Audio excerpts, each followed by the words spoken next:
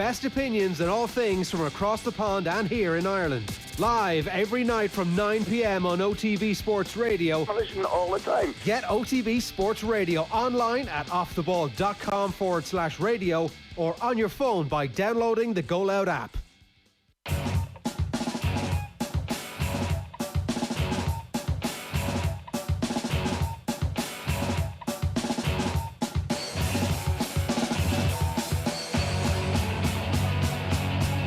OTB AM. This is OTB Sports Radio.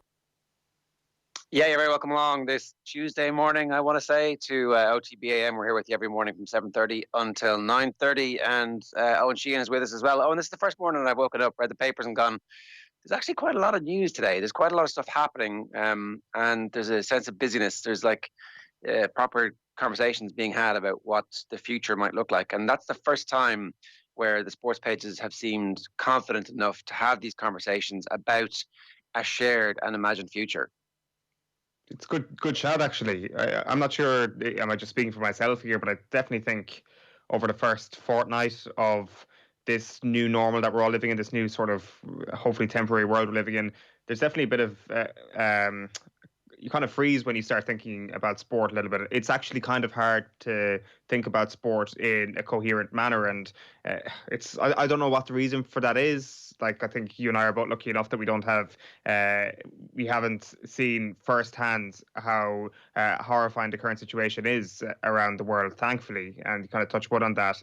But yet there is kind of a reluctance, or I don't even know what the emotion was, but it's certainly a little bit difficult to sort of think about it. It was kind of felt very, very unimportant. I think that's kind of been broken down a little bit over the last couple of weeks, because it's exhausting thinking about what is happening in the world right now. It is exhausting to not actually have the outlet of sport, which a lot of people tend to have in terms of taking their mind off things. And it's obviously not just taking the mind off it for a lot of people during regular times. So I think that's kind of been broken down over the last couple of days, hasn't it? That it's actually like people shouldn't be demonized for thinking about sport. People should have the ability to think about this thing while also accepting that there is bigger issues in the world right now.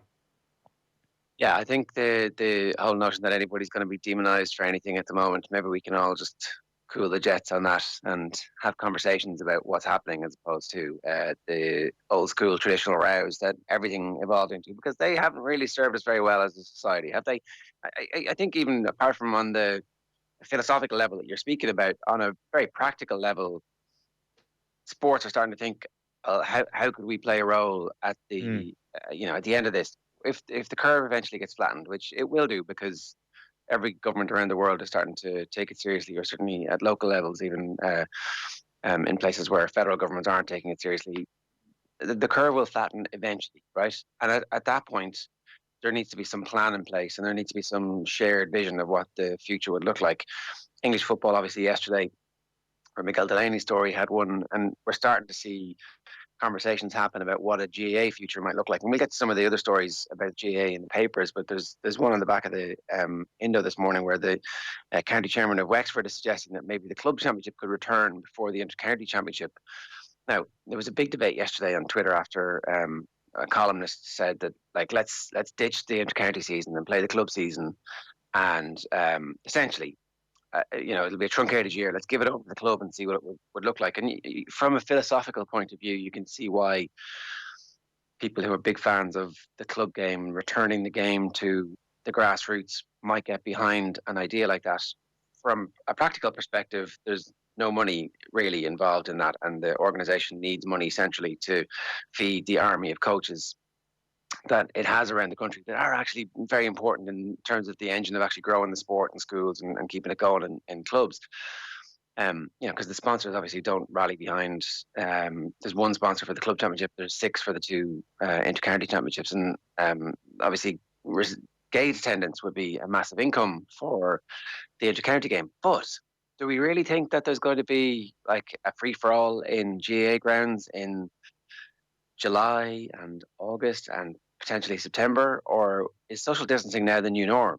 So that's kind of part. It seems that that's behind the thinking of the county board chairman saying there'll be smaller crowds at these games anyway, much more manageable for an organisation to monitor that and to steward those games and all that kind of stuff. So like, there's there's some internal logic to the notion of playing the club season first. I don't think the Wexford chairman's idea is to get rid of the inter-county game at all. It's just play the club game first, ease our way back into that, see how that works, and then ramp it up as the year goes on.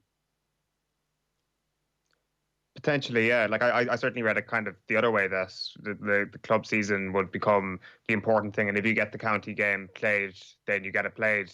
Like, is it a situation that we now enter into almost a month that April would have been, that you enter into a club month to ease Gaelic games back into our lives potentially? Maybe. Like, I think the idea of the GAA just ditching the inter-county season or actually putting the club first this year is fanciful at best, and I don't think it's actually a very good idea either to just ditch the inter-county season. And I know nobody's actually saying to ditch the inter-county season, but as you said yourself there, like, it is the financial backbone of the entire organisation. We're seeing pay cuts happening in Croke Park this week. It is hugely important. It's hugely important to all the supporters as well. Let's not forget, like, there are plenty of Wexford fans who want to see their county go out this year, as well as see their club go out this year. Like, do the two things need to tic-tac perfectly? Like, could we potentially have a couple of rounds of club championship this year without county players, I dare say? Like, is that entirely off the table? Like, I don't know. Like, Yeah, I mean, that seems to be off the table. No one has suggested that. Certainly, the notion of there being a full league campaign without players from the club league campaign would happen at the same time as the inter-county championship. That seems to have been floated, but it's like, that's a leap too far. I actually do understand the logic of what the Wexford County Board Chairman is saying, is like, ease your way back in. And if the inter-county season happens to run to October or November or December, like, if every county has GAA action playing, 32 counties, club championships run off in July and August, and then after that you start the inter-county season, and it goes on for the rest of the year. And this is how we deal with 2020. And then next year you hit reset and everything goes back to the beginning. That's not the worst idea of all time, is it? No, it's not. And I think that if you do have a plan there, that you could get the vast majority of club championships played off in the summertime and then just hand things over to the inter-county season, it definitely wouldn't be. And, like, I guess also, like, I don't know, I think that if you're looking at the GAA calendar, the thing you look at first is at the end. Like, where does this season finish up for GAA? And it finishes up at the start of next year or at the end of this year. I can't quite remember. I think it may be the start of next year that the Senior Club All-Irelands are played. So my instinct would be to kick that back to St. Patrick's Day again, go back to the old familiar place of St. Patrick's Day, kick the inter-county football All-Ireland back to the third Sunday of September again, a familiar place, but it gives the GAA an extra month. Now, if you play the club championships before that, you obviously need a hell of a lot more time, and maybe you just flip them entirely and you bring the All-Ireland Club Championship to the end of September to the start of October, and once that is done, then you potentially play a 2 months, 12-week All-Ireland Championship up to Christmas, which kind of sounds ridiculous, but it's totally doable. Like, I don't think too many people will be against that. It's like the last couple of years we've seen the when you get to the provincial, last year in particular, when you got to the provincial championship round in club and stuff, pitches seem to be fine. I think coming up to Christmas, the weather tends to be fine. Like, dying light is your only issue, but like, dying light happens in an All-Ireland football final replay or hurling final replay if you're playing it on a Saturday night, so that's not a new problem. So, it's, again, like, this, we don't have the luxury to actually say this is the correct course of action and we now have to do it. And I think that people in Croke Park, I assume that they're not wedded to any sort of tradition this year. Like, they should be looking at what the Wexford chairman is saying and thinking deeply about what he's saying and considering it as a potential option. Like, I do wonder, though, Ger, like, if you take that idea on, and if you want to get something perhaps loosely planned over the next couple of weeks, and you can't follow through what the Wexford or the Wexford County Chairman is saying because of the fact that social distancing will still very much be in play come June or July, does the club championship then just get ditched because you've got a club or you've got a inter-county All-Ireland coming down the tracks in 2 months after that? Like once you set the intercounty start date, that's concrete for me. Like you can't go moving that because the club is still going. Whereas unfortunately, this has been the case that you can always push the club back, which I know is not fair either. Sure, but I don't think anything's concrete. That has to be, all contingency planning at the moment has to be on the basis that nothing is concrete. And this is scenario A. Scenario A is the curve flattens. The government says, okay, we're going to start reintroducing normal life again at some level. Small gatherings of 500 people are going to be allowed, assuming that they maintain social distancing. Look, these are complete scenario planning, right? But you would think that actually, we can sell 500 tickets to any county ground, and we can have patches of people who are family members safely ensconced in a ground like that. And you think, okay, well, actually, we could play those games. And again, for the integrity of competitions, inter-county competitions, it might be no harm for everybody to have a month playing with their club and then to go back into inter-county action. So, like, I can see a graded or a graduated step up. And after that, the government says, okay, we've crunched the numbers, and now gatherings of 1,000 are safe, and gatherings of 5,000 are safe. And suddenly, by October, inter-county football is back, and we're watching it on Saturday night and Sunday afternoons, and it's the championship, and we're playing on grounds that have been well maintained over the summertime. And actually, that's not the worst end of the year, is it? No, absolutely not. It'll be totally fine. We all know it's the start of the year. February, March are your danger months really at the moment, and a bit of January when it comes to playing games. So the Allianz League really is the one that's always under most threat. So yeah, like if you get to a situation where people are like, yeah, you can maintain social distancing in the terraces and let's play these games. What about the players and the management then and the staff? Like if the Premier League are already considering unbelievably stringent measures to actually put people into camps this summer. That's in June, right? They're talking about June. We're obviously not talking until July, August, September. And we're also talking about a completely different approach in Ireland. Now, the other thing that's going on here is that there was a story yesterday about Germany having developed an antibody test, and they're going to give people a certification that you have antibodies and then allow you to go back to work. So I think there's a lot of science to happen, and a lot of stuff has to catch up with what the disease is doing to people. So look, that's the complete unknown, obviously, at the moment, Owen. If people are at risk of reinfection, if we're at risk of another outbreak, then nothing happens. It's completely immoral to play sport and to subject people to that potential threat. You can't do it like that. At that point, it's like, okay, 2020 doesn't happen. Let's move on. Let's start planning for 2021. For sure, yeah, that's the obvious. Like, and it isn't a like for like case either comparing Ireland with the UK. Like, it's obviously the way they've handled things there has been a little bit different, and I guess it is a bit like, in fairness, Fergal McGill did say last week, he did mention the month of June. He said if we are up and playing by June. Now I know he's got to say that he's got to put forward the best case scenario, and they can't cancel the Allianz Leagues just yet either, because like that is also a money spinner for the GEA as well. Every single game they can play is a money spinner. So I can totally accept why that needs to be the public message put out there. But at the same time, it's there, and June has been mentioned as a potential return date. I can't see it myself, but I think July possibly on a lower scale, as you mentioned, might actually be the way forward. Like, I think a lot of people are potentially thinking about July as a potential return date for intercounty. But as you say, does the organisation go forward with that if they can't actually pack out provincial and grounds in Croke Park, for example, or Semple, or wherever these games are going to take place? Yeah, and think about how excited we'd all be to watch some of the best club teams go up against each other. Like, it would be the perfect kind of showcasing for that level, and then slowly builds up, and the hype builds up, and everybody starts to think about what's happening next. So let me tell you about what else has gone on in the world of sport, because it is actually a busy 24 hours. UEFA are to hold a conference call tomorrow, where it's likely that Ireland's Euro 2021 playoff semi-final, is it not the Euro 2020? Did they actually turn into Euro 2020? Anyway, will be put back until September or October due to the coronavirus pandemic. The fixture between Ireland and Slovakia is currently scheduled for early June in Bratislava. It's reported as well that the Premier League are planning to resume the season behind closed doors in May in order to finish the season by July if they get the go-ahead from the UK government. Premier League clubs will convene remotely on Friday.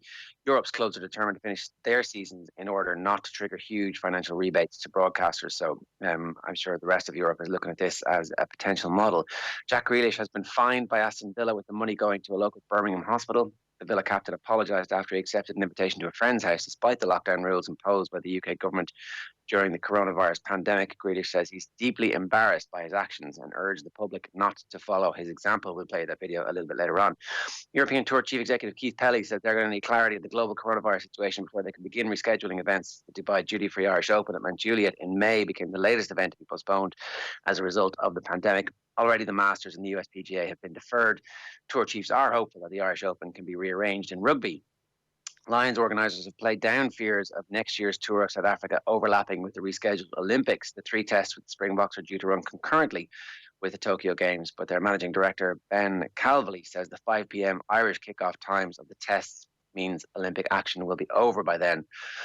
What a summer it's going to be, assuming everything gets back to normal. The COVID-19 pandemic has led to USA Rugby filing for Chapter 11 bankruptcy. The association says they've taken a step as the suspension of rugby in the United States leaves them facing compounded and insurmountable financial constraints.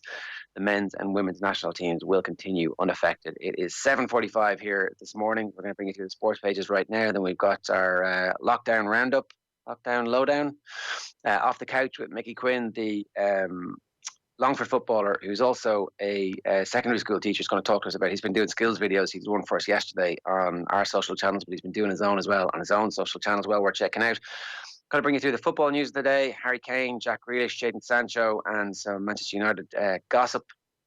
Going to play a bit of Ronan O'Gara's rivalry with David Humphreys and a crappy quiz, a brilliant crappy quiz with one of the best questions that Owen has ever devised.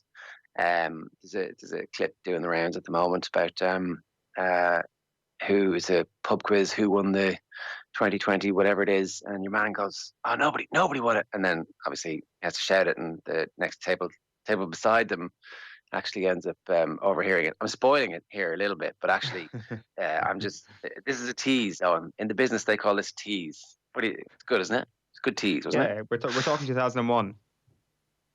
Let's bring you through the papers. OTB AM. Right, we're going to start with offtheball.com. Our lead story this morning is the Ronan O'Gara and David Humphreys rivalry. This was a rivalry, Owen, that we talked about recently in the context of the Classic Game Club when we did Brian O'Driscoll's hat-trick of tries. And O'Gara starts that game, but Humphreys comes on and wins the match. Like, O'Driscoll, man of the match, but Humphreys just nails a kick from like pretty much the halfway line, puts the ball down, looks up, kicks it, and it's like with 3 minutes left on the clock to put Ireland 2 points up. So it was one of the biggest kicks of his entire career, and it was just like, yeah, no bother. But in the context of what had happened the previous year, when he'd missed a much easier kick from much closer in to beat the French for the first time in 2 decades, you're like, that was balls of steel. And this is one of the, I would say, underrated rivalries in Irish sport, because people have kind of obviously remember O'Gara versus Sexton much more, but this was a great rivalry. It's true, isn't it, that like poor David Humphreys like completely in the shadow of Brian O'Driscoll in that game in Paris. And of course, Brian O'Driscoll puts Ireland in the position to actually win the game, but nobody remembers. Well, it's people of a certain age probably will, but I certainly had no recollection that it was Humphreys that won the game for Ireland. No recollection of this whatsoever until actually watching the game back recently, because it's known as the O'Driscoll hat-trick game. Sure, it was, and it was one of the great individual performances we've seen in Six Nations. But who wins the game for Ireland? Who actually, like, if it was football, whoever scored the winning penalty would have been remembered forever, and that would be the person that would be held up. But poor David Humphreys gets forgotten, and I think this rivalry also gets forgotten. Like, you talk about the fanfare that Sexton versus O'Gara has got. This thing is very much in the shadows compared to that. Yeah, double media bias on that one. The other stories that we have on offtheball.com this morning, Roy Keane's looking for you. He's not happy. That's a headline on our feature interview with Danny Higginbotham that went out yesterday afternoon at 5 o'clock on all of our social channels with Joe. Best place to get that now is on youtube.com/offtheball. You can hit subscribe to that, and anytime we go live, we'll let you know. There's a couple of stories from that as well, talking about Dennis Irwin, and we also have the story that Billy Joe Saunders has had his licence suspended following his domestic violence comments. So that is the lead story on the offtheball.com website. The lead story on the back page of the Irish Independent this morning: club matches should be played before county restarts, says Wexford chief. And in it, he goes on to say, could a scenario where the club championships were played off in July and August and then the inter-county resumes be looked at? I certainly think so, and I'd be suggesting it. With the restrictions on gatherings of large crowds likely to continue into the foreseeable future, Kent believes this could present an opportunity given the national sport is more likely to be affected than its local equivalent. There are less crowds, more players impacted, and the club is at the heart of the GAA after all. So this is Derek Kent, the Wexford chairman, who's suggesting that. There's a Philly McMahon interview with Conor McKeown. Obviously, always worth a read. Philly, we had him on the show last week talking about some of the issues that are raised here, talking about his business and having to lay off his staff and lay off himself. But he's also talking about the issues around mental health that I think is definitely going to be something that the country needs to address, in a lockdown situation, lock-in situation like this. Everybody needs to be careful about making sure they're getting exercise and speaking about what's going on. And then Brendan Irving is Ireland's boxing captain, and he has been self-isolating, having returned from the Olympic qualifiers in London in his ma's attic. I was trying to stay away from my mummy and my sister and the kids in case I was to come down with the symptoms. So he should be 14 days clear today or tomorrow. So fingers crossed he hasn't got anything like any of the Turkish boxers who ended up getting stuff there. What have you got for us, Owen? The Irish Examiner this morning leads with Cork football boss Ronan McCarthy. McCarthy fears Kerry Showdown won't be played in May. I think he's got a little bit more than just fears. He says there's no chance that the game will be played in May, and he is certainly right on that front. Milan doing an awful lot of praying during crisis. This is John Milan, who's been speaking to the Irish Examiner, saying that he's been going into the church quite a bit. He says at every opportunity I get, I've taken church back into my life. Going back into church, you might ask me, well, what do you believe in? I believe there is a God, and within the last 10 days, 14 days, I've been doing an awful lot of praying. To me, it's interesting what he says here. To me, it's another 40 minutes where you can go into a church and it's just silence and you can just switch off. There's no camera phone. There's no selfies. It's just a lovely 40 minutes where you can go in and don't hear anything. It's a break away from the outside world. And then he says another place I love going is for a jacuzzi or a sauna. I suppose the two places where you won't see an iPhone or a camera phone or people taking selfies are in a church or in a leisure centre where they have a jacuzzi and a sauna. I love that way of life now where you can switch off for an hour or 2 hours. So that's John Milan. That's how he's coping during lock-in at the moment. And Cork star Tracy primed and ready to face another battle, writes Owen Cormacan. I haven't heard anybody compare a jacuzzi to a church before, but there you go. It's a bit of insight into the mind of John Milan. The Irish Times next for me this morning. Australia considered pulling out of November test in Dublin. This is Gavin Cummiskey's story. Autumn international fixtures in Europe could be cancelled as unions look to cut costs. And look, I suppose it does make sense, really, when you think about it. If the Rugby Championship is shelved, obviously we expect the summer tours to be shelved. I don't think that's been formally announced just yet. But would the Northern Hemisphere teams, would the Southern Hemisphere team come to the Northern Hemisphere to do their traditional November tours, or do we just play fixtures that are more obvious fixtures here? I don't know. I suspect that maybe Japan might continue to come and do their tour, given that they won't have any other matches. But if the Rugby Championship is postponed, then they just play the Rugby Championship in the November window, and that would make the most sense, on, right? Yeah, I think that something falls by the wayside, doesn't it, this year in rugby? I don't think you get everything played at this point. I think summer is done and done for good. I would have thought that you just don't obviously have any rugby this year. It's just too much of a test to consider that two different sides of the world can return to a normalish way of life on time together. I just can't see that happening.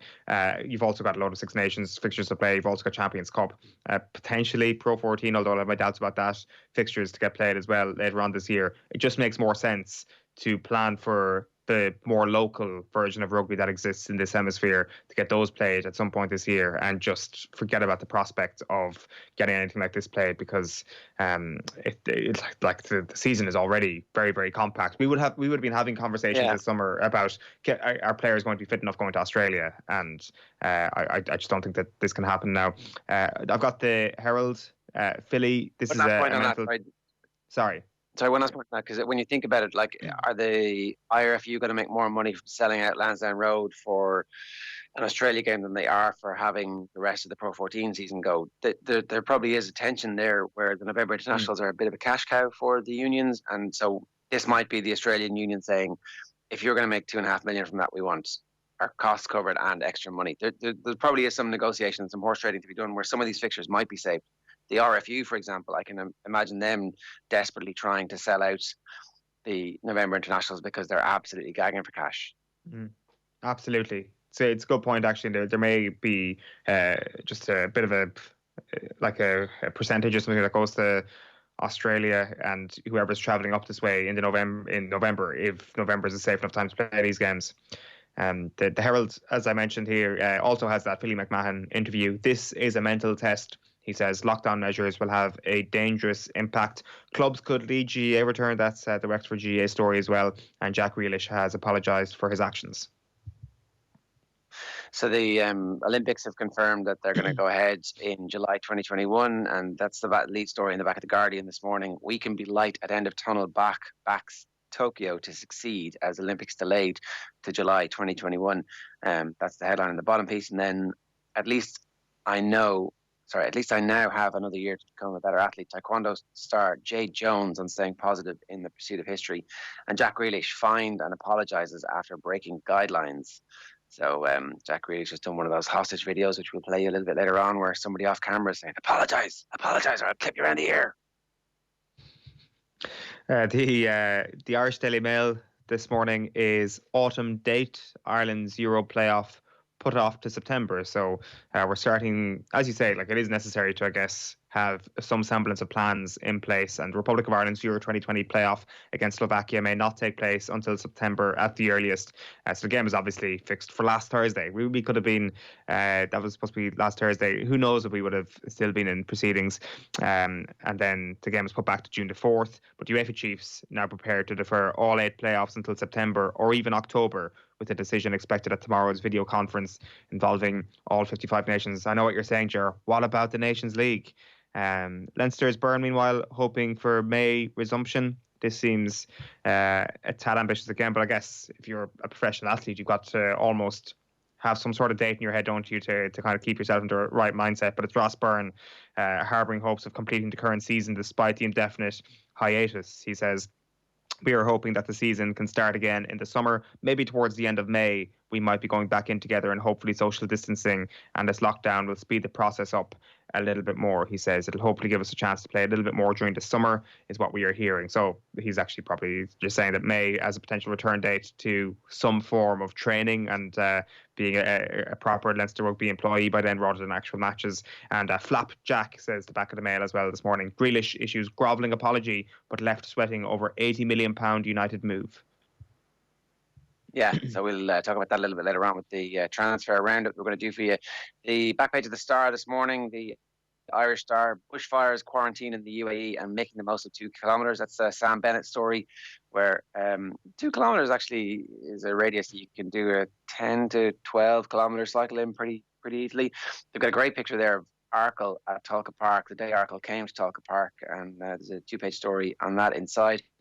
The John Fallon story there, FAI finances take a big hit. Gary Owens has highlighted potential effects of the COVID-19 pandemic on the FAI's finances, saying that he wrote to all staff yesterday and that they are going to avail of the government initiatives to try and protect jobs, but it looks like they're going to lose loads and loads of money. No coaching courses, which generates about $7 million a year, according to the latest accounts in 2018. So they're facing a very difficult time. And the main story there is gone till September. Ireland's crucial Slovak clash won't happen before the autumn. And they also have the Jack Grealish, I was stupid. So yes, you were, Jack. Yeah, Jack Grealish, the lead on the back of the Irish Sun this morning. They've gone with a Justin Bieber line. Is it too late now to say sorry? Sports stars in the dock. COVID-1, Grealish grovels, but United move could be off. And then also Cove Idiot 2. Billy Joe donates 25k but loses fight license. We've also got a story here, National booked in and in brackets virtually. This is a story people might have seen, that Grand National might be replaced by virtual Grand National, with all proceeds going to help the fight against coronavirus. Here we go. Team is in relation to the Olympics being pushed back by almost exactly a year. It's basically the same dates the whole thing kicks off, and Premier League faces £2 billion call. We'll come back to the football a little bit later on in this morning show. Okay, so the back page of the London Times: Grealish gets 150 grand fine for stupidity. Aston Villa disciplined star for a late night jaunt, and there's a picture of him there after he was pictured at the scene of an accident in Solihull on Sunday, despite the lockdown. So, and then also Olympics move creates logjam. So apparently the Commonwealth Games, which are due for Birmingham, are facing a bit of a lockdown. I know, Owen, that of all the things that are going on in the world right now, the biggest concern that we've had, and it's been a shared concern, I think, right across you and me and everybody we know, is what's going to happen with the Commonwealth Games. Yeah, the Commonwealth in general and the Commonwealth Games are certainly two things I tend to think about quite a bit. Kind of the dying thoughts before you go to sleep every night. Really, it tends to be about the Commonwealth. The London Independent this morning: Olympics set for July 2021. With a picture of Tokyo there and the Olympic rings. Premier League consider isolated camps, writes Miguel Delaney. I presume they carried that in yesterday's paper as well. And Mercedes breathing aid to help virus patients. The Mercedes AMG Formula One team have helped develop a breathing machine that keeps coronavirus patients out of intensive care without the need for a ventilator.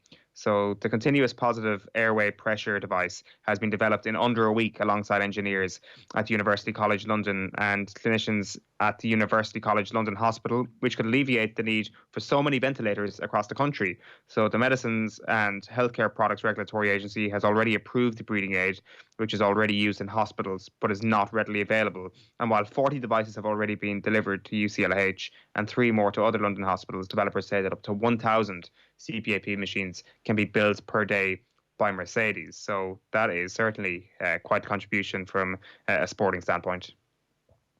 Yeah, it's pretty amazing. And it goes back to a piece that Kieran Bradley wrote on Off the Ball last week, which maybe we should dig out and put up again. He made the point that never in human history has all of humanity been focused on solving the exact same problem. And I think it was somebody tweeted a link yesterday to some Lithuanian came up with a way of designing a mask that you could mass produce.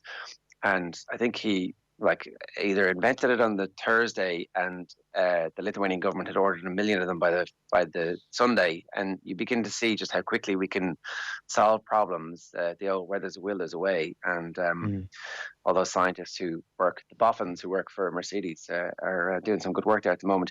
Let's move on to the Telegraph this morning, and they've obviously got that story there. Did you just do the Telegraph? No, I did the London Independent. Mercedes stuff as well. Okay, so they've got the same story. And then Grealish, I'm sorry, it's a picture of his white Range Rover.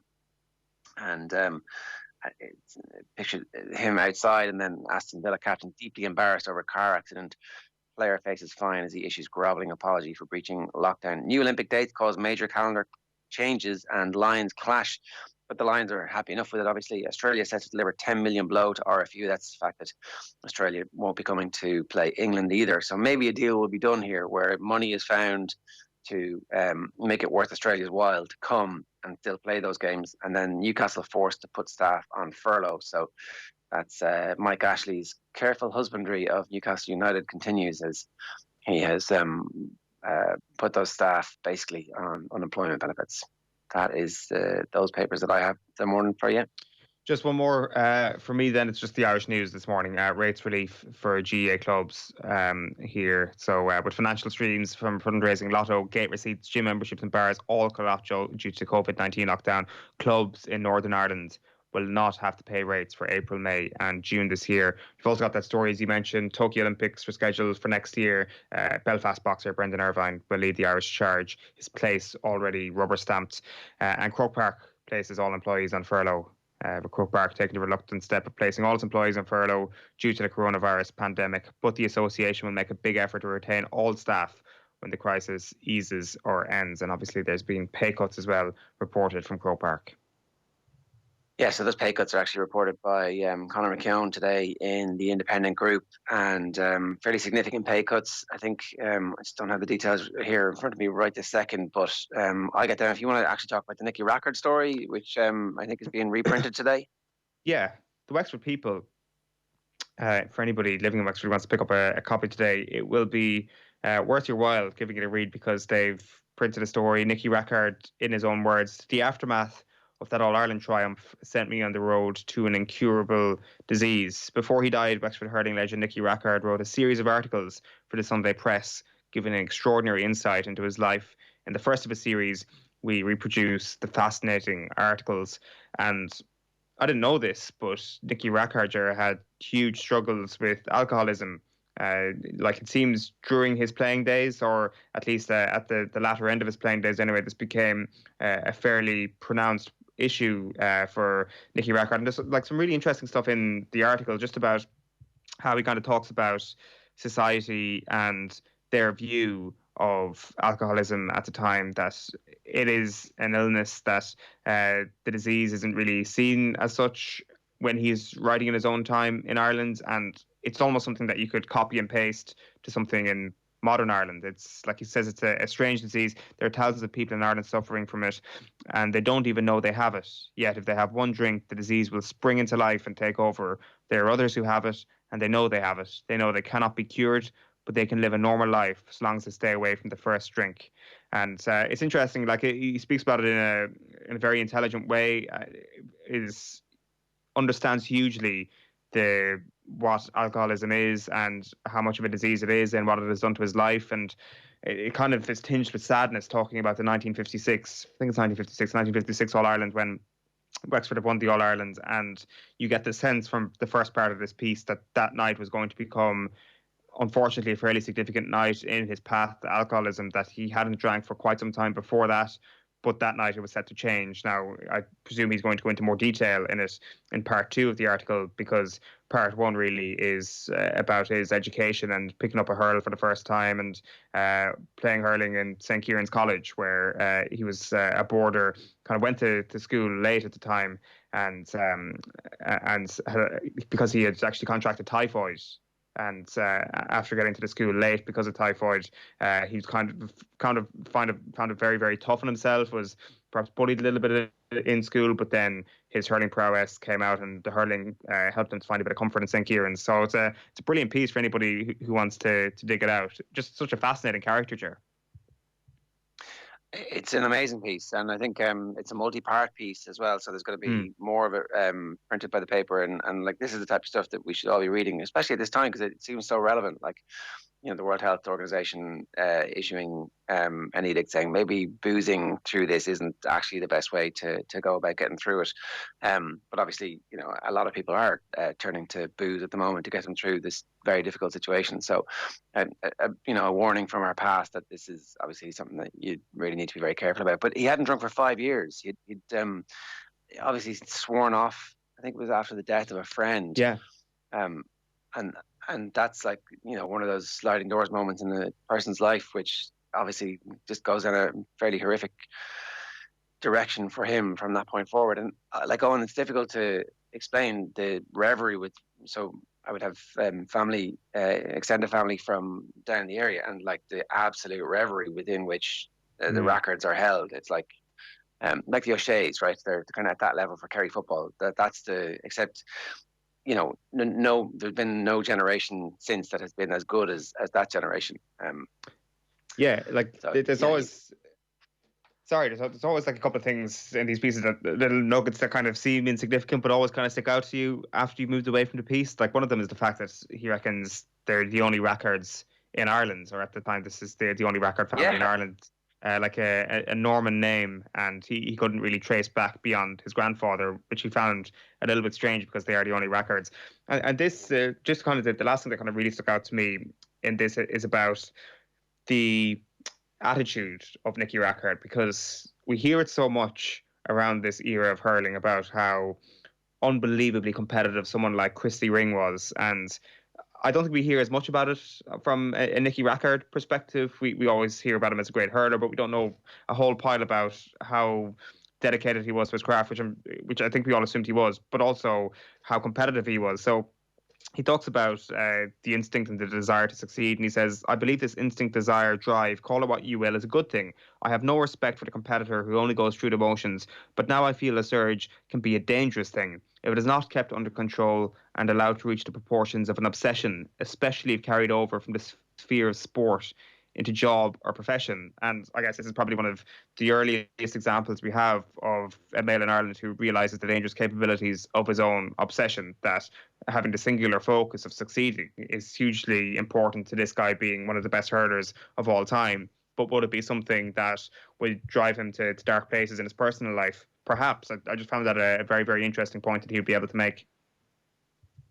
Yeah, and it's way ahead of its time. It feels like, in terms of dealing with psychology of the psychology of addiction, the stigma associated with the disease, just talking about it as a disease as well. So a great piece, and well done to the Wexford people for digging that out. Just wanted to briefly talk about those cuts in the GAA. So salary cuts of those earning up to €38,000 will be subject to a 10% cut. A 15% reduction will be applied to salaries between 38,000 and 76,000, while any remuneration above that will take a 20% hit.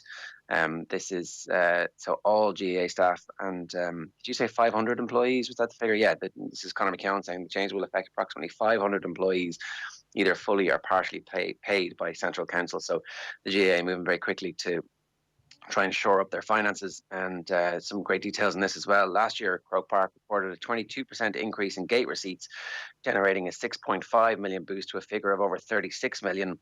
And in a wholly unlikely doomsday scenario, the GAA would stand to lose in the region of 60 million if they were unable to stage the All-Ireland Championships this year.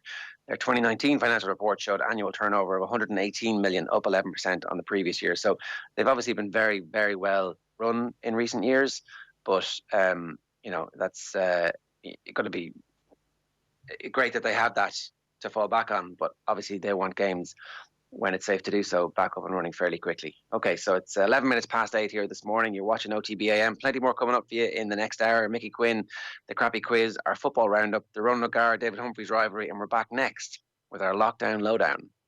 OTB AM on OTB Sports Radio, Ireland's first and only sports radio station.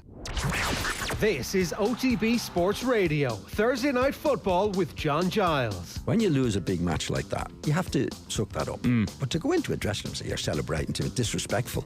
I mean, who is Mourinho to talk about disrespect? The best analysis of all the week's football from Ireland's #1 football man. Pogba's a social media star, right? He appeals to the young people now. He does his dance, he has his hair and all that. That's all he's worried about, in my opinion. Not worried about being a great player, Nathan. John Giles, every Thursday at 7:30 p.m. on OTB Sports Radio, live 24/7 on the Go Loud app. OTB AM. Hi, I'm Claire Quinn. I'm here today with my dad. So how did today go?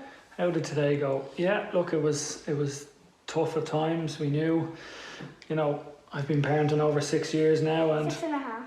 Oh, 6.5, yeah. Sorry, excuse me. I've been parenting over 6.5 years now, so I'd like to think I've enough experience built up. But it was the big challenge is meeting the intensity levels and the energy levels that you guys bring, and I thought I did that well at times. But got off to a good start. We had. We were up, everyone got dressed, got our teeth done, breakfast went well, but I made a mistake early on then, left a full glass of smoothie beside your 1.5-year-old sister, and, you can't make a mistake like that at this level, so, it was, I'm not going to lie, having an outfit change that early in the morning and having a clean up after that was tough going, but I thought we recovered well, thought we came down, got into your senior infant's homework or your schoolwork, and I thought busy at maths went well, and I thought your writing was excellent. I did have a little bit of a wobble there with the Irish. I couldn't think of Kirkra, Irish for purple. Yeah, I didn't really know that one needed your help with that, but look, overall I was pleased. It was tough going, but I'm happy enough. Like the food. What about the food? Yeah, I think the big thing from the food is to try and stay proactive. Yeah, there's a second part of that on stay proactive and don't give you guys the opportunity to ask what you want. Was the Mossy Quinn, killing it with his parenting at the moment. I actually hadn't seen that until right this moment. The good on her for putting in the 6.5. That half Oh is yeah, very, very important. Those 6 months are everything. And Kirk is a tough word in fairness to Mossy. yeah. I mean, look, the level of interviewing was at a level above the interviewing that most of the footballers get, but also the answering. You can see he's obviously involved in the media training, some level. He's giving it out to the lads. Look, you just we're going to go down to Netwatch Cullen Park there, and it's going to be a very difficult game for us. Look, from 1-15, they've got great players. That goalkeeper's very good. That left cornerback's very good. That fullback's very good. That right cornerback is good. It's kind of indicative and reminiscent, I should say, of Johnny Cooper saying that the Carlow draw was going to be a tough draw for Dublin at the time. That's the next challenge for Mossy's daughter there now, is to try and get the best interview out of the. To be fair, she's as good a chance of anybody of getting the best interview out of the Dubs at the moment, I think. She did pretty well there. Right, this next one is a tweet from Maura. I think Maura is very harsh here. Someone collect their man, Dad. Yeah. They've ruined Instagram in one 40-second video. Okay, guys, well, this may come as a surprise to you, but we managed to get one of those rescue flights out of Cork. So, at no notice at all, we're heading south to the sun. We managed to get a kind of an exemption, so here we go.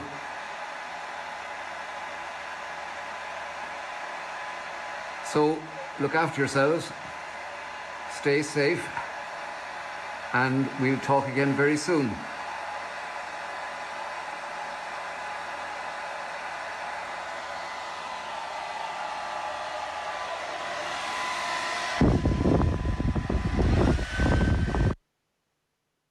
That was genius, really. I agree. I see in the comments somebody saying, "Oh Jesus, I was actually angry about the fact that they were on their mobile phone recording when they were taken off." I mean, I thought that was like absolute comic genius from these two. 100%.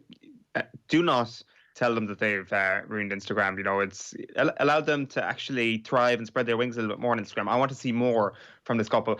To be honest with you, I was kind of when I saw it, I was like, oh my god. Why would you even publicize the fact that you're getting out of the country? Do this in a very quiet way and don't tell your neighbours. So it certainly got me in that one. Like I think that's why it worked. It was like, my batshit parents are doing what? Oh, okay. That was that.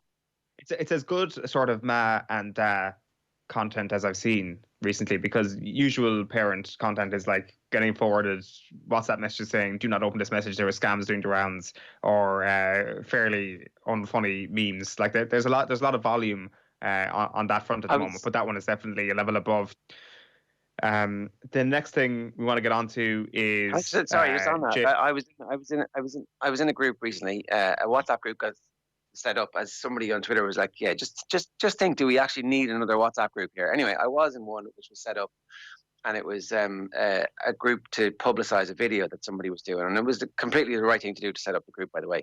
And it helped to get a video out a couple of weeks ago at an important time when the hand washing message and all the social distancing was still important to get out there. The public campaigns hadn't kicked into being just yet, and it was the morning after Leo Varadkar had said, stop spreading lies on WhatsApp, and a media member cut and paste. The first message into it was, oh, be careful about this scam where people are sending around the something Pope virus in WhatsApp. Don't open the message.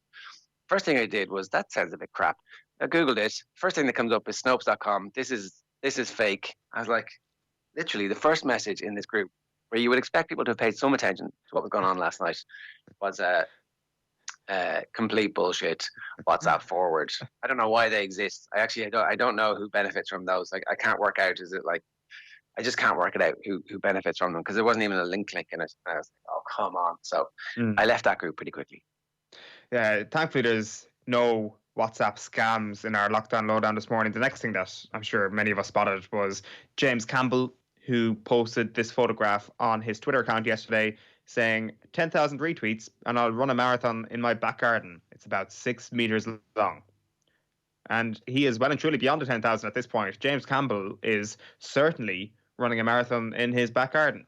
6 meters long. Is that like a rest at every side of the 6 meters? Technically, really, if you're doing a turn slow enough, is it an easier marathon? I wonder, or is it actually tougher because I don't know, you're turning and constantly putting pressure in your joints? I don't know the answer to that question. Yeah. But I will be tuning in for the 6 meter marathon.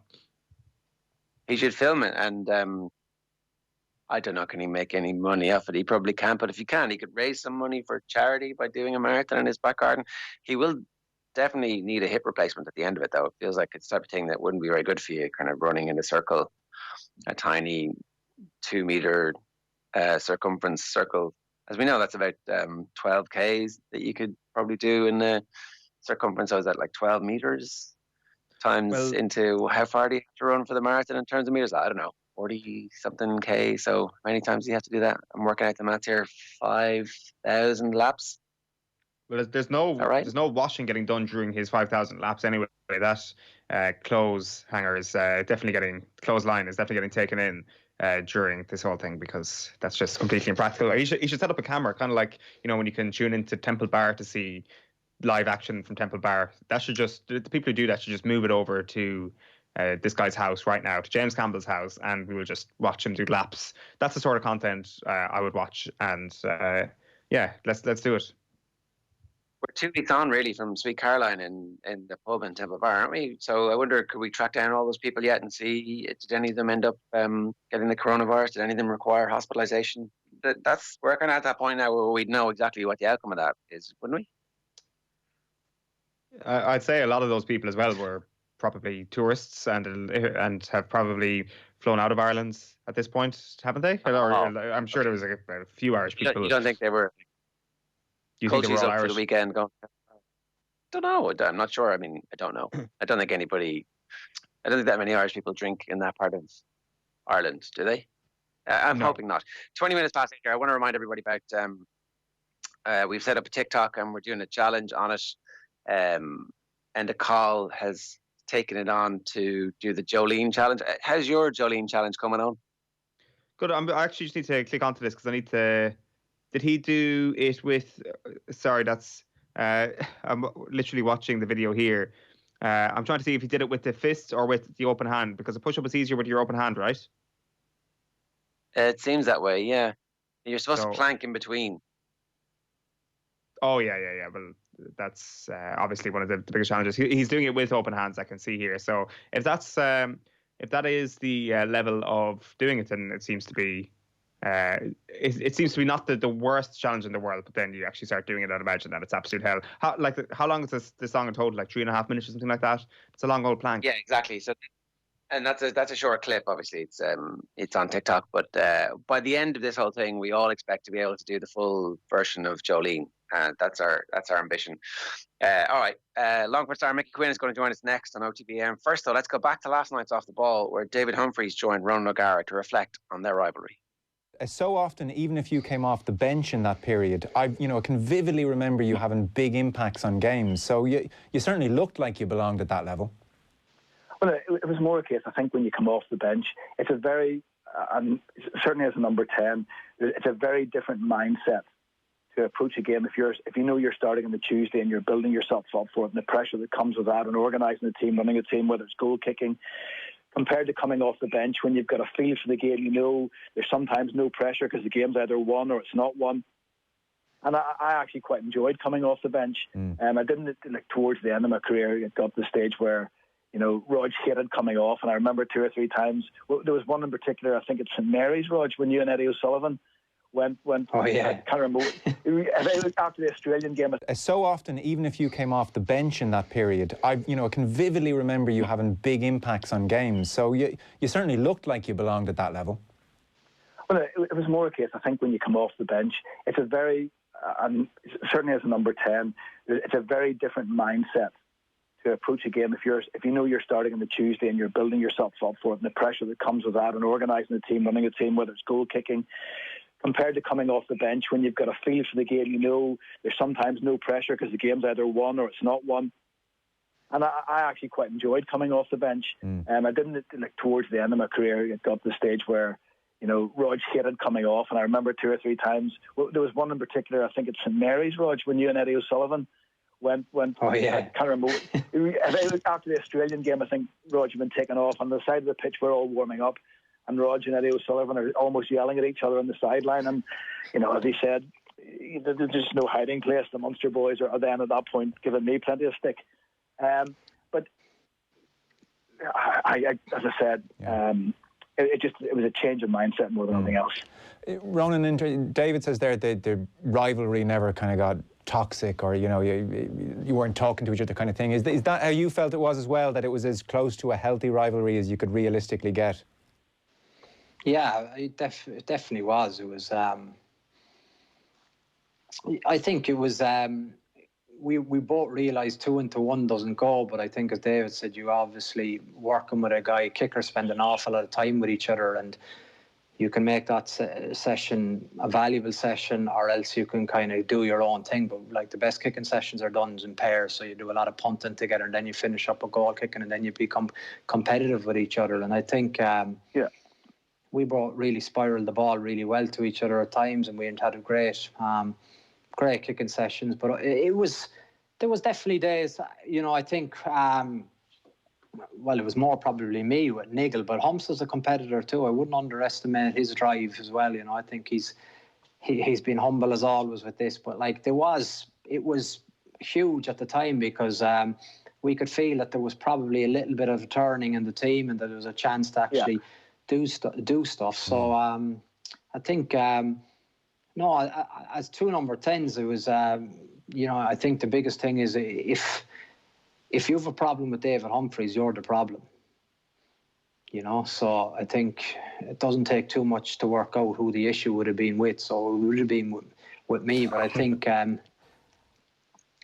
it was you're just dying to play, because it's a very different landscape. 2000 in Ireland, playing for Ireland, it was still a massive sport, but like there was massive excitement. You got to remember too that our coach was 37, I think. Yeah. Right. An underrated part of the entire thing. I didn't realise Eddie was so young at that time. A great interview with 2 lads talked about their rivalry. It's been teammates week, really, with Ronan O'Gara over the last week. We had Peter Stringer on, and obviously last night was David Humphrey. So more great stuff to come. Subscribe to our rugby feeds on the OTB Podcast Network. Wherever you get your podcasts, just hit subscribe on OTB Rugby, and you'll get all that good stuff. You can subscribe to our highlights as well. Now, I'm delighted to say Mickey Quinn joins us this morning to talk to us about how he's dealing with the lock-in, as we're now calling it. Mickey, how are you getting on? What's the crack? Good, thanks. Good. Battling away, but look, it's strange times. It takes a bit of getting used to, but just trying to find a bit of routine to every day at this stage, and having a bit of fun with different skill challenges probably kept my mind occupied and kept me busy for a while. Yeah, it totally did, because you were actually, I think, probably one of the first people to take to social media and to put skills challenges up there, and the response has been brilliant. Like, people have genuinely taken this on and got involved in it, and we're now kind of 2.5 weeks in. It's maturing to the point where people expect you to be doing this kind of stuff now. Yeah, I think probably when you're missing sport, the next best thing that you can have really is some form of a challenge that'll bring out that competitive nature that you're missing, whether you see someone else doing it or you're doing it yourself, and you're trying to be the front runner in some form of a challenge. Because I think that's probably the nature of the beast, that when you don't have that competitive nature of playing games week in, week out, and you need something to keep you taking over, whether it be skill challenges or running sessions or something to do to give you that little bit of a buzz to keep you going. So that was kind of the initial thing. And I suppose one of the joys about it is it's a lot of the skills that we're seeing, they're not really skills you're going to see in a Gaelic football game. But I think everyone's hoping that when the games start back, that we hopefully will see something new and created over this time.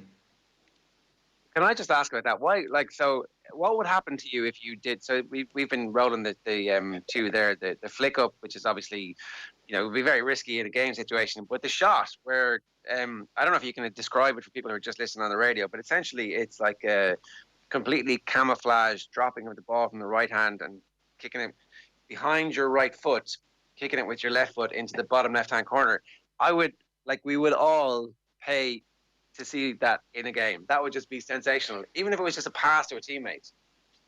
Yeah, I think probably, I think it was 2015. I was doing it, one of the international rules training sessions up after training, and Niall Morgan was in goals, and I came in and done it, and it flew straight into the top left corner.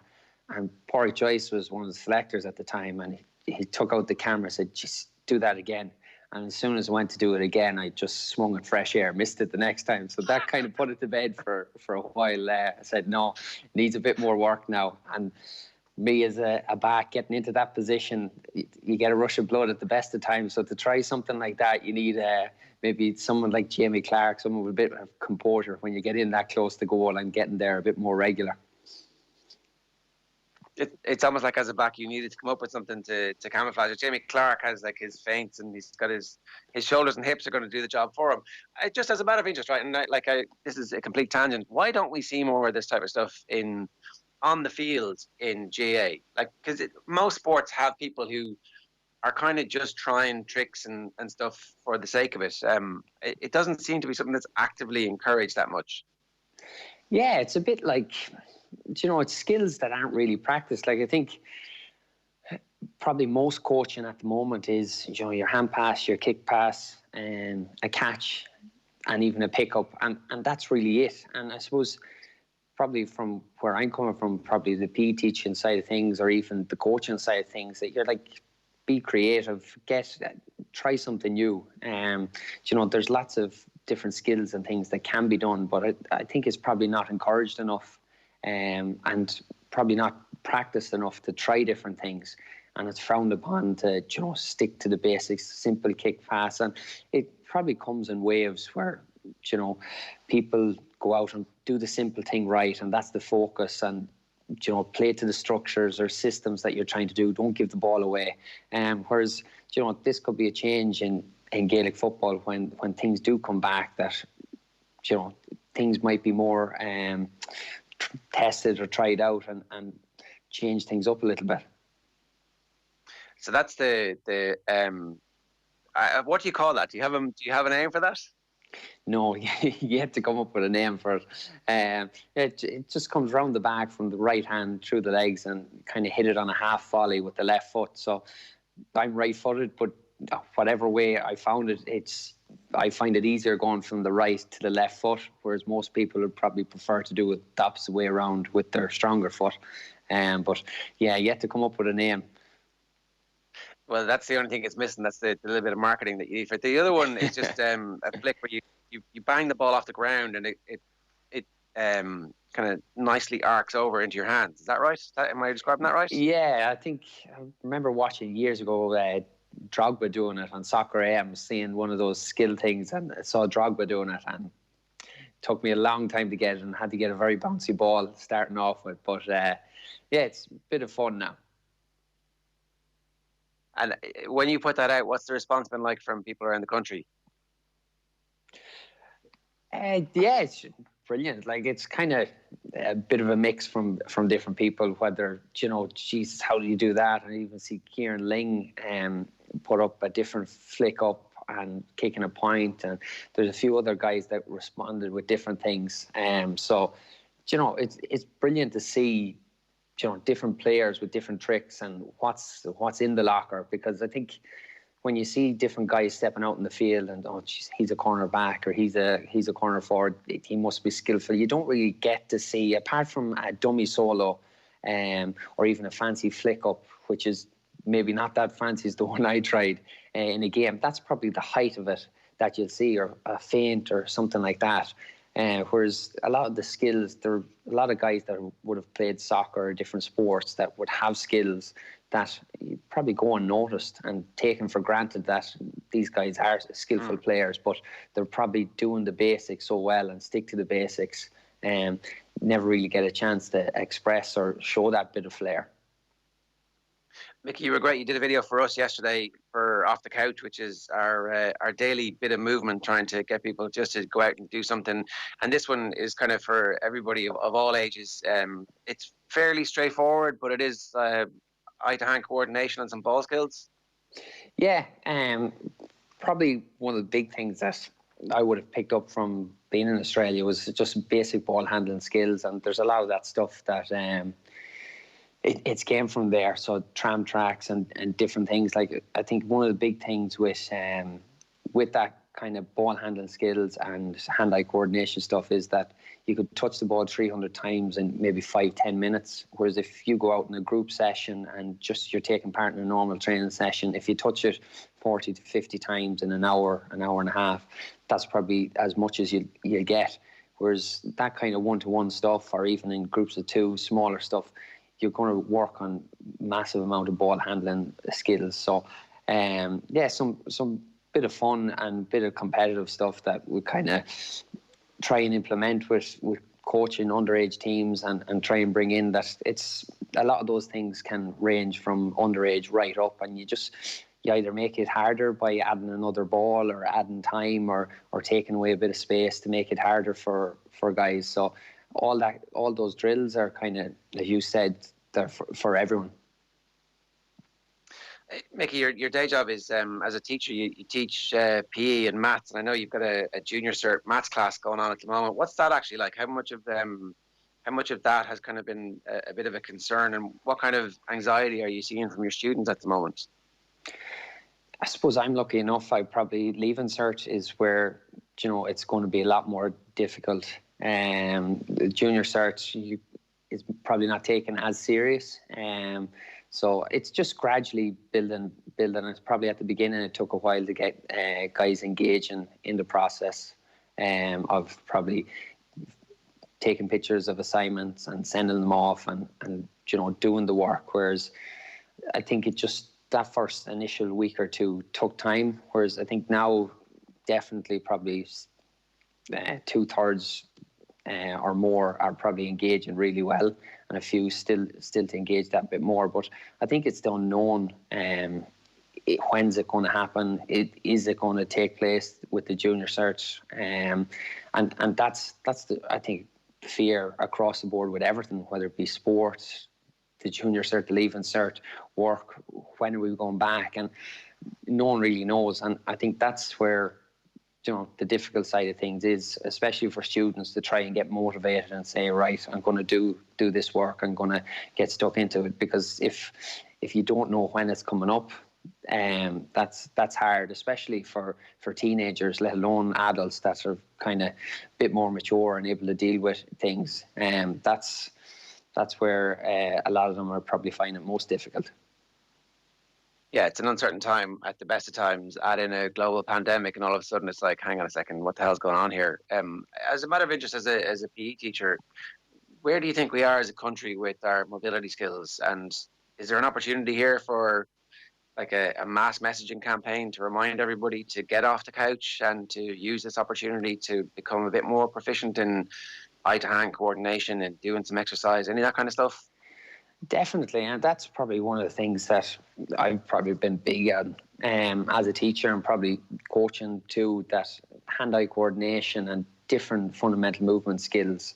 They're not up to scratch. They're way behind where they should be, and I see it with students coming in first year that they haven't developed those basic skills that they're supposed to have by the age they're 12, and then that's the disappointing side of things. Like, when kids start to play team sports and they don't have those basic skills, they're never going to prosper or do well at that sport, and then they get turned off sport in general. Because if you don't have those basics of jumping, landing, catching, throwing, you go out and go into a game of basketball, let's say 5-on-5, and you're not able to do those skills, you're definitely not going to like that sport. So to throw someone into a game situation like that, they're just going to get browned off and won't enjoy that sport. So I think in one sense it's an opportunity to promote and to work on these skills. But I think the big thing that probably not overloading kids with information and different bits and pieces,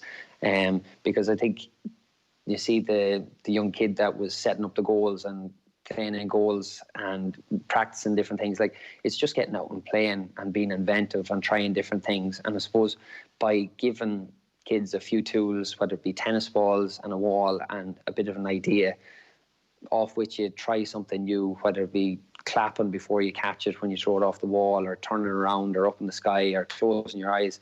You can try different things, and I think it's an opportunity for kids to learn how to play again from all ages, and just getting out and trying different things. Whereas I think at the moment everything is so structured from a PE side of things and from a play or coaching side of things. Everything, kids need that structure, whereas it could be an opportunity now for kids just go out, get outside, try something new, whether it be setting up your own games, relay races, soccer, bins and goals, different target practice, different things like that. So I think there's a lot to be said for that play time, whereas years ago that was what kids done, whereas now it's sitting down on the phone and playing different games. Yeah, no, and look, any good that might come out of this would be great.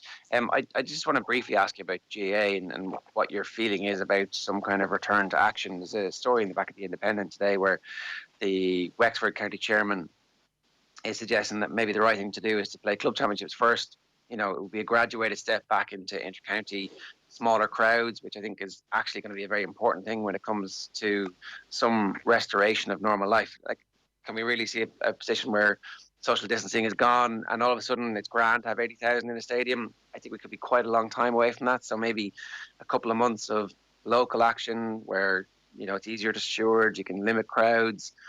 You know, it's up to the local county boards to police, but actually there might be a way where the whole country understands that, and then you restore whatever is coming in terms of a championship. It's not the most obvious thing to be talking about right now, but down the line when the curve is flattened and it's safe to do so, does that make a bit of sense? Yeah, it's probably something that I haven't heard that side of things yet, as discussed, but I think there's a lot of sense to what he's saying, and I think it's something that you almost need to sit in your hands for a long time here and not make any real quick decisions, because it's long term, and that does make sense. Club games, kind of bringing that community side of things on a smaller scale and then gradually building it up to keep crowds, that they're not big massive crowds at games. Also played the last 2 league games and then straight into a knockout championship. If you're going to continue with the inter-county season first, that the 2 league games would be almost your warm-up for your championship structure. You know, it's one of those things that what's the most important and why is it the most important championship game or competitions at the moment? Is it the league? Is it the province? Is it the All-Ireland series? Or do you go back to the basics and go with your club? That club is the be-all and end-all at the moment, and you know, it could be a great point to start with that and build and see. But I think it's one of those difficult decisions that you kind of just have to sit and wait, and I suppose no one likes doing that, and the uncertainty builds even more. But I think it's not one of those things that can be rushed into with the circumstances. One last question. As a player, would you mind playing inter-county games in October and November if the season had to go that late? Like, because there's definitely a sense that they want the inter-county season finished by September so that some form of normality can return to the club season. But like, if this year should be considered a different year and they were to do club first and then have the club championships, the inter-county club championships from January on, but if the inter-county season was to continue on into September, October, November, as a player, would you mind that? I don't think so. I think it's unprecedented times, so most people are kind of look at whether it be November, December. I'm at the stage now where I'd be like a newborn calf let out into the field. Just, you'd be crazy to just get out and play a ball, whether it be that time of the year or over the summer. That it wouldn't make a difference. And I think most people would be of the same thinking, that just to get out and get things going again. And if it meant going right up until November, December, I don't think it'd be an issue. Yeah, Mickey, your videos have been great. I presume you have plenty more planned for us. You've got other great tricks in the book that are going to go viral the way your first 2 days. I'm running out very quickly. I think I overshot the mark too early. I should have built up slowly. I think I went with the big ones too early. Now I'm running out. I think a basic solo now is the height of it at this stage. Well, listen, best of luck with it. And thanks a million for doing Off the Couch for us, and stay safe. Brilliant. Thanks very much. You too. Mickey Quinn there, the Longford footballer, a PE teacher, obviously, in St. Mel's, and a maths teacher as well, of course. You should check out his social media feed, and you can check out his Off the Couch for us yesterday. More of those coming your way every afternoon around about 1 o'clock. Now, Danny Higginbotham joined Joe Malloy on last night's football show for a chat about his career. And, of course, we got talking about Roy Keane. More than most clubs, there's a huge number of former Manchester United academy players and youth team players who went on to have very, very successful Premier League careers. And I always thought that was more than just, well, they were good players to begin with, and that's why they were at United. I thought there was something in the grounding the club gave them. When you say there's no edge on the likes of a Cantona or a Keane, what does no edge mean on a daily basis, Danny? I mean, from my perspective, as a 16-year-old, you know, they would always be there for a chat. You wanted to have a conversation. It wasn't an issue, you know. With Roy Keane, he was sponsored by High Tech, and I used to get his old boots. Then it was Diodora, and he used to get his old boots, and it was wonderful for me. It was absolutely brilliant. And I remember one occasion, I'd come back from training, and Jonathan Green, and he was injured at the time. I was probably only maybe 18 at the time, and Jonathan Greenan was injured, and I've come back, and he said, Roy's looking for you. And I went, well, what's the problem? And he was like, he wasn't happy. So I said, well, what's he said? He said, well, that somebody had rung Diodora up on my behalf saying that I wanted to get boots off them. And to this day, I have no idea who it was, what it was, or anything like that, because as young players at United, we didn't have agents. So I've gone home, and obviously I've told my mum and dad, and I was like, I can't leave it. You know, I can't leave it knowing for well, if I'm going to go in tomorrow, then I'm going to see Roy, and you know, he's obviously not going to be happy with me, because I understood completely the situation. That if he's looking at me and thinking, well, I'm giving you my boots, what's the problem? Why does an agent have to get involved? Because it was sort of frowned upon, and rightly so, in my opinion, at the time. We didn't need anything like that as younger players. So I got home and I rang the club, and they were good enough. They gave me Roy's number, and I rang up, and I think it was his wife that answered, and she said, you know, he's out walking the dogs at the moment. So I gave it 10 or 15 minutes, and I rang back, and I was expecting him to, like, you know, go really off at me, be really angry, and it was an unbelievable conversation. He just said to me, he said, Danny, he said, you're doing well. He said, but please trust me. He said, at the moment, you don't need an agent. You don't need anything like that. You know, you're getting boots from me. You know, I was getting his older boots, because they didn't tend to wear boots for that long. You know, so they were near enough brand new. And I explained to him, I said, you know, I would never do that. I would never have anybody ring up. And he really understood me, and I really understood him. And it was a really good conversation for someone as young as me to understand, you know, the point of view of a world-class player at the time, the captain and leader at Manchester United, and for him to take the time to speak like that to me at such a young age, you know, spoke volumes, I thought. That's Danny Higginbotham speaking with Joe Malloy yesterday on the football show. You can get that full interview available on our YouTube channel, youtube.com/offtheball. Of course, the best thing to do is subscribe to our football stream in the OTB podcast network. You can just get on there and hit subscribe at any time any new content comes your way, either from this show or from the evening show. We'll stick it up for you. Owen, you're back with us. Have you tried any of the GA skills? I mean, you're obviously a GA man. I mean, I know you're a rugby man now, having been to the World Cup last year, but are you like a spring lamb waiting to get out there and kick a bit of ball?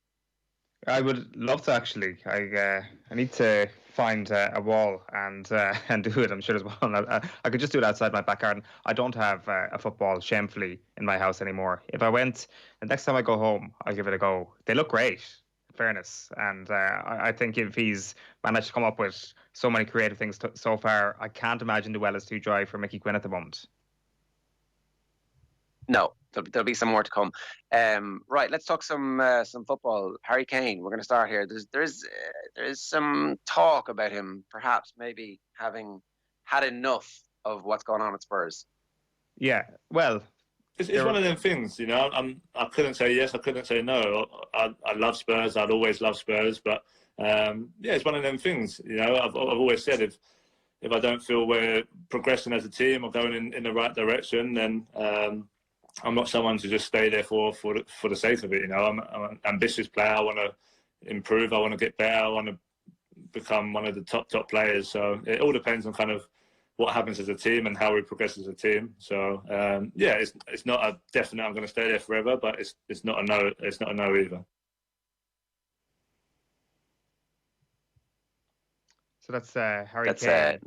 We're not ruling out, sure, the fact that he might not be a Tottenham Hotspur player forever. That was, of course, from his Instagram chat with Jamie Redknapp over the course of the weekend. People are, I think, kind of losing the rag a little bit over this. I think, it's the sort of thing that happens. It's the sort of thing that slips in when you kind of have your guard down a small bit. I don't think Harry Kane is necessarily issuing a come and get me plea, or that clubs are on high alert. I think for Harry Kane, it's a matter of whenever football returns, for him to return and for him to get back on the pitch and score more goals, because it's going to be an interesting couple of seasons for him if he actually does have that desire to actually play for a bigger club than Tottenham, if he doesn't want to actually become a club legend and hang around forever. Like, he's got to continue the output that he's put in over the last couple of years and up at a small but potentially as well. Like, or is there going to be a huge clamour to get Harry Kane at the moment, if we take into account that there's so much recency bias in football? Maybe not, because of a period of absence this season. We could talk about transfers here, Ger, because there's been a couple of interesting things floated. There's a couple of rumours which we'll get to in a moment. But one of the things I just wanted to touch on now, and I'm not sure if you've seen this, is the new study from the International Centre for Sports Studies, Football Observatory. So the Football Observatory has, in the past, put together the valuation of clubs and seems to be one of the most accurate worldwide leaders in terms of putting together accurate valuations on clubs and players. So we were having this conversation last week about what the value of football will be after COVID-19 and how much the transfer market would be affected. I naively thought that perhaps it wouldn't be affected that much, that maybe it would plateau for a little while, but it would continue to rise in terms of transfer fees over the next couple of years. Not going to happen. And I probably should have known that. So the Football Observatory, if we go through a couple of the clubs, because Tottenham is one of them, Tottenham's squad value would fall from €787 million to €560 million. And that is a more significant percentage drop than the likes of Chelsea and Arsenal at this point, 28.8% of a valuation drop. So these numbers take into account expiring contracts, the age of players, and recent performance, with an aggregated transfer value based on the 20 players with the highest values at each club. So I presume for Tottenham, you've got a couple of old defenders there, and their returns are certainly diminishing. And if you take away, say, a 3 to 6 month period from football, that is a huge amount of value that you've taken out of your team. And it kind of works at the other end of the scale as well. I'd imagine with young talent that clubs would want to sell on, that's also a huge chunk taken out of their potential development as well. So it works both ways. But Tottenham, Jared, looks like are going to suffer quite a bit. There's my line's a bit flaky here, Alan, so I don't know if you're actually able to hear me. But I don't think that this matters that much for those football clubs, because again, this was always a paper value. There's probably some accountancy procedures in the background that it has some impact on value of contracts being written off, but you would expect that most of that is done against salary and that they're putative transfer value, because you don't know the value of a player until you actually put them on the market, and you don't know if a player has any value until you find one or two teams who are actually bidding against each other for them. A lot of those contracts probably have release clauses, and those release clauses are what they work off. So it will be interesting to see if this fall in transfer values has a significant impact on clubs. Ultimately, what's going to matter for the clubs is, can they play games on TV and can they fill their stadiums? And obviously, Spurs make loads of money from matchday revenue, I think the second highest in England in English football. So that's hugely important for them. And playing these games behind closed doors is the first thing, because if they don't get those games played, they're going to have to give money back to Sky. And if that happens, then obviously some deal will be worked out so that the clubs don't go to the wall, because that doesn't make any sense. But like, that would be a chronic supply, a chronic shortage of money in the market. And we know what that leads to. That leads to teams suddenly having to pick players from the reserve team and put them in. Yeah, I should state that these figures are all based on the assumption that football will not resume by the end of June, and you're kind of interested in what the individual transfer values will be. So Paul Pogba, for example, if football were to not resume by the end of June, his transfer value would be halved from 65 million euro to 35 million euro. So if there's any clubs kind of sitting on assets thinking to themselves, right, summer 2020, we're going to cash in on this guy, you've made a bad business move. It's not your fault, but you made a bad business move. On the other side of that, Jadon Sancho is one of those players we wanted to talk about because he's been heavily linked with Manchester United, kind of unofficially has made it clear that that's where he's going because he's mates with Marcus Rashford, according to the story that I read this morning, so it must be true. But maybe Dortmund are looking at this going, well, we're not going to get any value for our assets right now. We're going to keep the band together and we're going to have one of the best young teams that the world has ever seen. That's one way of looking at it, definitely. Like, we were saying we wanted that to happen. We got Uli Hesse on the line to go, please tell us, is it going to happen? Look at how amazing this team is. Keep them together, Uli. Do what you can. And now, he brought the plague and here we go. Are we in a situation at the moment, though, that Dortmund's two of their front three are just so ripe for picking at the moment between Haaland and Sancho?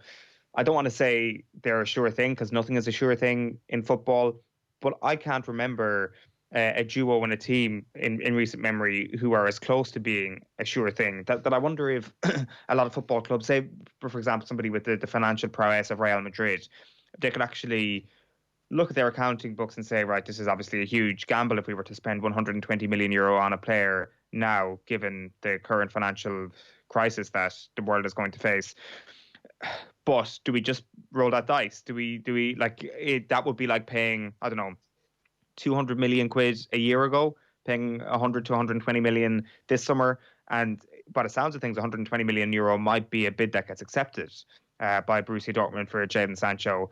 The other kind of factor in it, though, is the fact that Sancho is going to be looking for a big wedge in his wages. He could be, like, there's talks of a deal that could see him earn up to 400 grand in pounds a week. That's, I guess, incremental over the next couple of seasons. Like, there's so much hype around this guy that I actually think that there might be one or two footballers who might give us some sort of illusion that football is immune from the COVID recession that is going to happen or that is already happening. I think it might be just on the lower downscales that perhaps this happens. Maybe older guys going into their last contract won't be able to get the wage they want, but maybe immediately the big transfer fees might stick the way they are, and it might just take one little anomaly over the next couple of months for it to be downgraded. I don't know. It's the important thing here, but I just have a hunch that given Sancho and Haaland's quality, there may be an exception made despite the dwindling finances available to some of these clubs. Well, let's wait and see. I can't see that happen. So Haaland's going to stay around anyway. That was the information that we had the last time we had a conversation with anybody who was German-based, that they think that there's no prospect of him leaving in the summer. Sancho is the one that they expect and did expect to leave. And, if you were advising him, you might advise him to sit out for a year and see exactly what happens and let the world recover a little bit from the biggest shock that it's had since the Great Depression. So let's talk a little bit about some of the other rumours that are going and doing the rounds at the moment. Sadio Mane to Madrid, that's a rumour that won't go away. Yeah, it's been something that's been doing the rounds for quite some time now. Like, according to yesterday's reports, Madrid might well be interested in Pierre-Emerick Aubameyang before they go for Sadio Mane. So perhaps he's second on their list. Like, I wonder how disconnected the whole Jadon Sancho situation is to this. Like, are Liverpool still in the mix for Jadon Sancho? Like you mentioned, it's going to be Manchester United. If you read into the fact that he is mates with Marcus Rashford, I personally wouldn't read a whole pile into that myself. He's not going to go back to Manchester City. And I think that if he makes a move to the Premier League. Why would he not go back to Man City? I think that there is more of a chance of, if Mane goes to Real Madrid or if he joins Manchester United, Jadon Sancho will be an absolute banker to start in the front three for a top Premier League club and get all the individual glory that his talents deserve. Like, it's kind of a scary thing to say.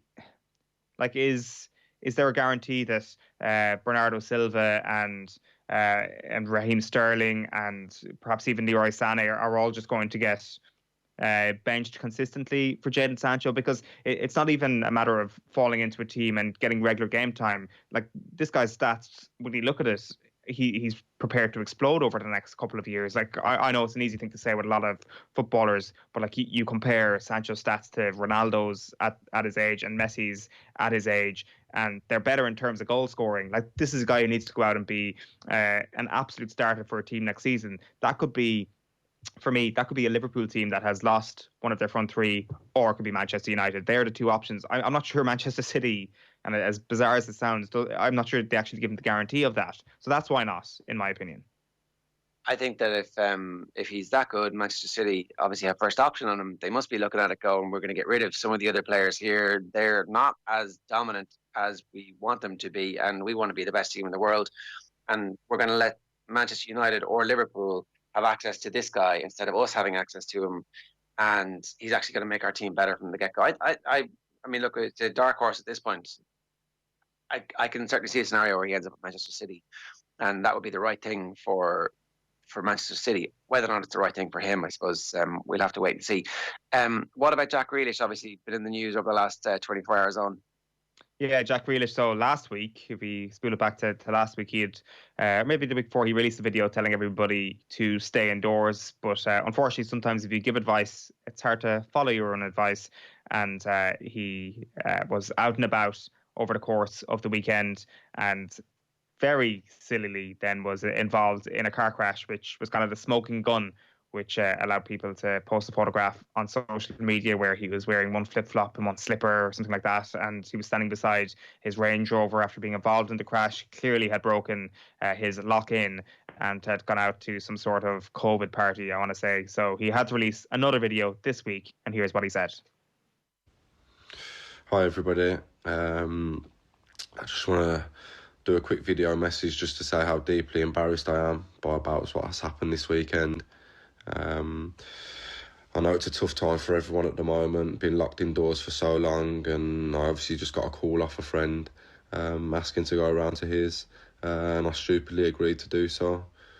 I don't want anyone to make the same mistake that I did, so I obviously urge everyone to stay at home and follow the rules and the guidelines of what we've been asked to do.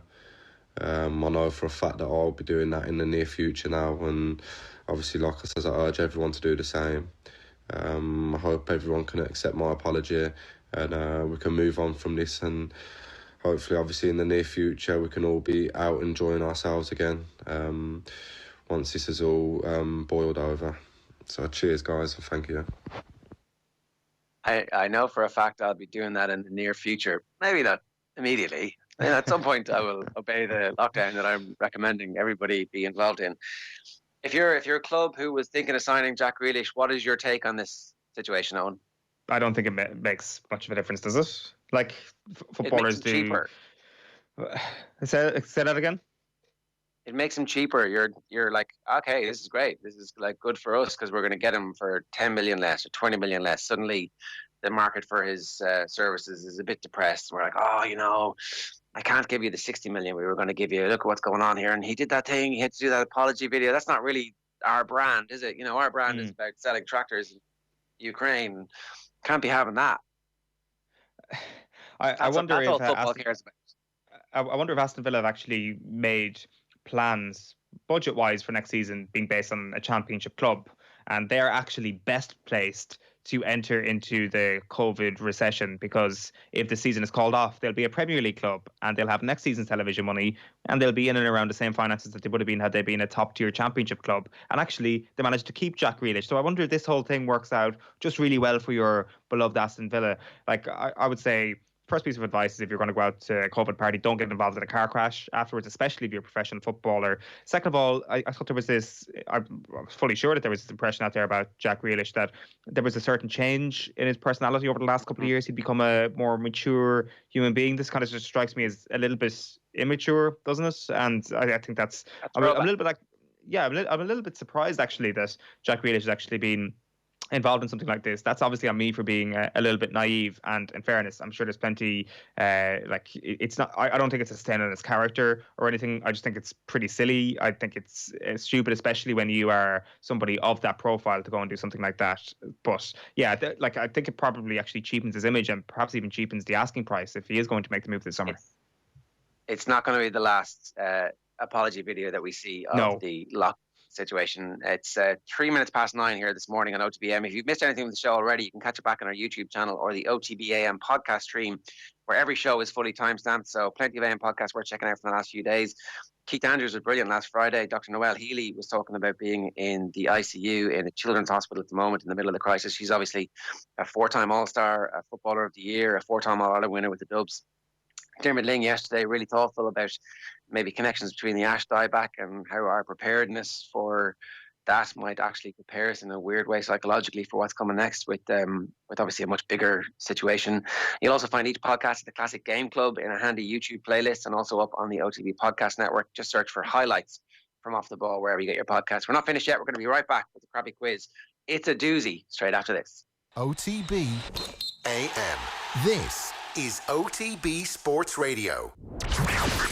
The OTB Brief. Everything you need to know about sport every morning. Need to get on top of the day's sports news? Well, the OTB Brief is the only sports update you'll need every morning. With all the breaking stories, post-match reaction. They had one more day to rest.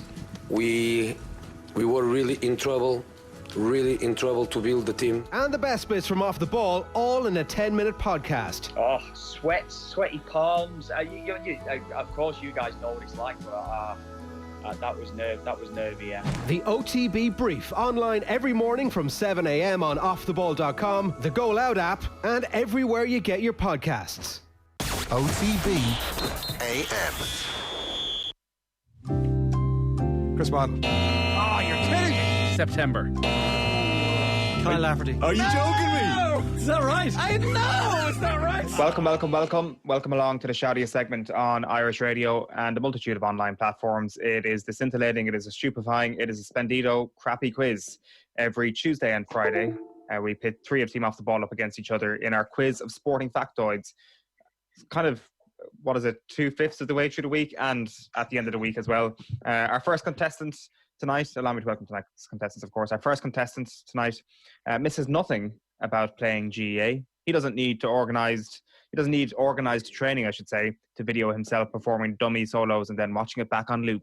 Give it up for Lockdown legend Tommy Rooney. Hi, folks. Woo! Did you do kicking more points now, Tommy? No, I'm going to have to make makeshift goals somewhere. A pair of trees or electrical lines in the road or something like that within my 2-kilometre radius. There's no more pitches up for grabs. Oof. That's unfortunately. Is Tommy Rooney kicking points not an essential service?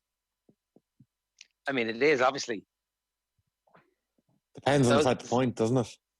Those frontline workers need to be entertained somehow, Tommy. Yeah. Keep them going. The outside of your boot can only entertain so many people, I guess. Our next contestant is missing his trips to the United Kingdom quite a bit at the moment. It was the one moment of the week where he could feel like George Clooney and Up in the Air, racking up air miles, sitting in fancy lounges and watching the clouds go by. Give it up for the beast of Ballyhaunis, Nate Dog Murphy. That's true. My one day of peace and quiet per week, gone. It is a shame. We feel for you. Our final contestant today was quite enjoying lockdown and the absence of Kildare GEA heartbreak in his life. That was until Sunday night when he sat down to watch the 1998 All-Ireland football final. If you live in the north side of Dublin and your local off-licence is out of red wine, you know why. Give it up for Ger and Eoin. Thanks, Owen. But I got to get my revenge. We're going to watch the trilogy of defeats that Tyrone inflicted on Kerry in the noughties next. We can look at the 86 final as well, potentially. What's with the hat? Is it just, I guess it has taken a bit of a turn, the heat wave was only ever going to last so long. I've been out doing my recommended 20 minutes of exercise within my 2K radius, and I came back all sweaty. So rather than inflict that on the viewers / the listeners, I decided I would at least dress up for the occasion. And also, having watched the 98 final, I'm strictly collars up from now on in all public appearances. Who recommended only 20 minutes? That was the UK recommendation. Maybe it's half an hour, is it? No, it's just get out once a day. Or at least once a day, is it? I did half an hour anyway. I did 27 minutes. There's a cycle you can do around here for cycling because my hips are too old. Have you been doing the Joe Wick stuff? Like Joe Wick's tore my groins. I couldn't sit down for a shite without pain. Jeez. I was like, He's what? a terrible man. What? Sorry, I've done one of them and I didn't do this morning's because obviously I was on air. But on Friday mornings I'm not on air, and I did Fridays, and but you have to do it with the kids, otherwise the kids get bored and they won't do it. Oh my God, they get bored. Like clearly he's very good at what he does, but like we're 2 minutes in and the kids are nah. Seems like a lot of effort. Yeah, it is. I sincerely hope there isn't any small print in the government guidelines where it says it is 20 minutes because you just outed yourself. Like Well, I think police are coming. They've got other stuff to worry about, right? No, absolutely not. Tracking down the guy who's gone for a 30-minute cycle and a 2-kilometre radius is absolutely the guy they want to chase down. Right. The format of this week's Scrappy Quiz will be questions on the year 2001 for 4 rounds, and then we're going to quiz you on any year for the fun-free magic number round, and also the slip inside of trivia, which is the rapid fire round. You can podcast. Go on. I kind of like the way this is going. You did 99 last week, and then 2000, and now 2001. Mad, isn't it? So, Jesus, what's going to happen Friday? 98. Study it sounds time. It sounds like maybe Tommy has prepped for 2001. I absolutely have not. I have not, but I might do it for 2002. I am saying that because the quizmaster could mix it up. He should mix it up. 2002 should be a Saipan special. Nothing but Saipan. I can't believe, I'll tell you, this crisis hasn't reached full-blown crisis yet in Ireland because no one has turned to Saipan and thought, yeah, now's the time to bring out everything we can about Saipan, like a full Saipan week. From May 22nd, Ger. On all of the off-the-ball platforms. We're going to actually wait until the day itself. That's a good idea, Tommy. A live reliving. I think we're giving away our plans, lads.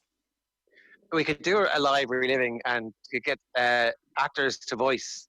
Whoever wants to revoice their role in it can do it. So, Kev can be Kev, Lee Carsley can be Lee Carsley, Alan Kelly can be Alan Kelly. Jim Carrey would be Kevin Kilban. And also, I thought Kev was more a silent role. Oh, well, you could just be. He didn't. He never. He did. What? That kind of stuff. The 2002 week is coming your way very, very soon on Off the Ball channels. But today it is 2001 on the Crappy Quiz. You can podcast the Crappy Quiz on offtheball.com or on the Go Loud app. You can give us 5 out of 5, please, if you want to give us a rating. And you can send any questions you have via Twitter, DM to myself or at Off the Ball. Round 1, the boring questions round, never multiple choice. Question 1 for you, Tommy. 2001 was an almost great year for your beloved Meath as they lost the All-Ireland football final to Galway. They absolutely hammered Kerry in the semi-final, though, with Kerry scoring how many points in that game? 5. Correct. Good answer. First game I was at in Croke Park. Was it? And yeah, you didn't get to go to the final? I can put it on the record. I actually didn't get to go to the final. I can put it on the record that I did not ole at the end of the game as some of the Meath fans are doing. And I'm not sure I know anyone who was saying ole. And yes, I didn't get to go to the final. 2 of my cousins went to the final, Paul and Brendan, and they had no interest in football. They sat on the floor of Croke Park and played card games as the game was going on. Broke my heart. Wise man. But sure, you didn't want to be there, Tommy. They got annihilated, and rightly so.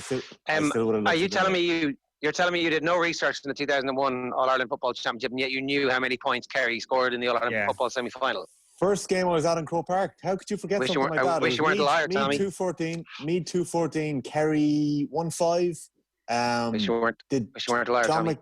John McDermott and Ollie Murphy scored the goals for Meath. Mike Frank Russell scored the goal from Kerry. All this shite you looked up. Yeah, close the Wikipedia page there, Tommy. Lads, it's the first game I was at in Croke Park. What was the first game you were at in Croke Park, Nathan? 96 All-Ireland final? 96 All-Ireland final. There you go. I say you remember. I remember it well. Mayo lost. Tommy, asking you how the number of points a team scored is a tough question, very, very tough question. And then you follow it up with the point scores. We're hugely suspicious at this point, I think it's fair to say. Alarm bells are ringing in off the ball towers. The first game I've got accused of cheating before. You've got a history of cheating on this quiz. No, I've been accused of cheating before in this quiz. Fact. First game I was at in Croke Park. That's it. Okay. All right, let's see how this develops. Question 1 for you, Nathan. Who won the Cheltenham Gold Cup in 2001? For God's sake.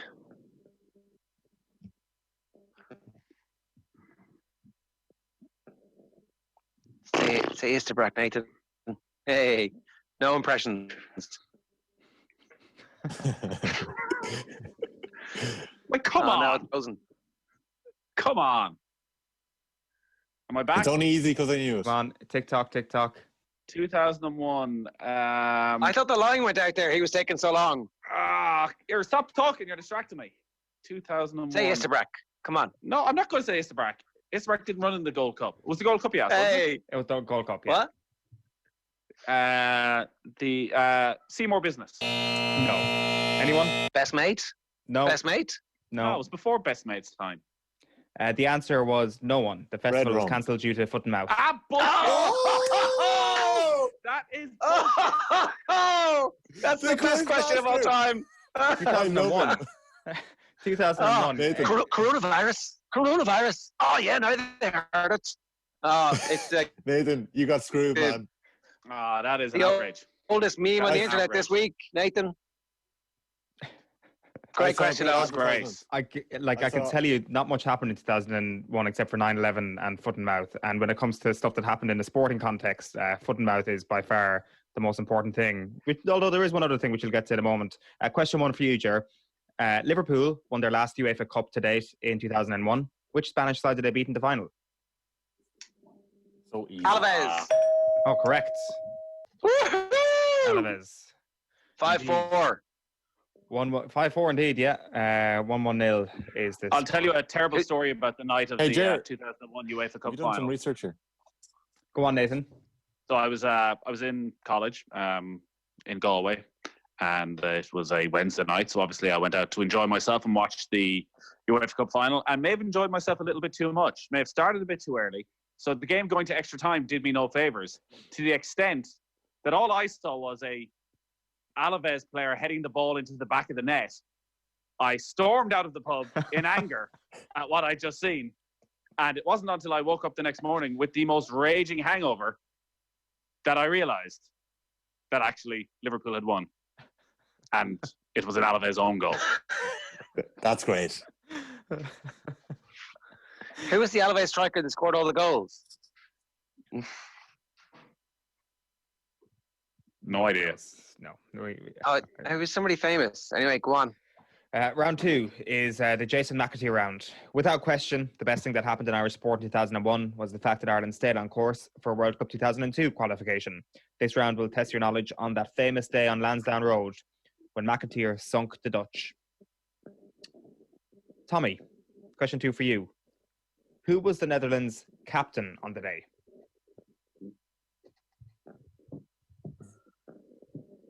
Philip Cuckoo? Correct. He's on a roll. Here. Thank you. Here. He's totally looked that up. These are the years that formed me as a sports fan. I don't know. It seems that it does seem very just looked up.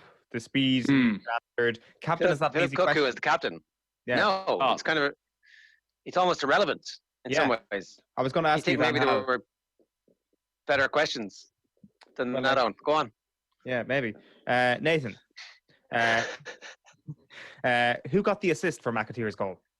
I knew that is what you were going to ask. Come on, that's easy. I was like, oh my God, I can't think of it. Is it easy? It has to be Roy Keane. Gary Kelly, Roy Keane. McAteer's helped himself. It's a trick question. I'm not going to answer now because it's sort of provocation. Let Ger answer this one since he knows, and I'll answer the next question. Is Philip Cuckoo? Come on, Nathan. You know the answer. He's wasting time. Sorry. This is a nonsense that I have to listen to this bullshit. Come on, give me an answer. Do you want to pass the question on to me, and I will answer it? Do you want to swap questions? No. We'll swap questions. Yeah, swap questions. We swap questions. Owen, can they do that? No. Absolutely not. But he's been putting me off. Come on, give me an answer. Stop whinging. Roy Keane. Who is it, Steve Finnan, baby. Come on, it is Steve Finnan. Obvious one. You must have known that. It's Steve. Coming from right back. Yeah, I know. Gary Kelly gets sent off. He's playing right back. He should have been in the team in the first place. The ball gets whipped across the goals. McAteer's hiding at left wing. I can't believe you didn't know it. And your beloved Liverpool and all. Come on, let's go. Ger, who was the oldest player that started for Ireland on the day? Oh, balls. Oh, come on, Ger. It's easy. It was Kevin Steve Staunton. Staunton. Correct. Steve Staunton. indeed. Yes, it was easy. Right, good stuff. 2 points for Ger, 2 points for Tommy, 0 for Nathan at the moment, but you will score in this round. 0 points. 2 football questions. I knew something like this would happen. Nathan, don't worry. He brought back the fun-free magic number round just for you after your whinging last week. Yeah, and it's still here. It's still here today as well, Nathan. But in the meantime, round 3 is the very, very easy movers and shakers round. 2001 seems like a long time ago, but the transfers are memorable, and these questions should result in 1 point for each of you.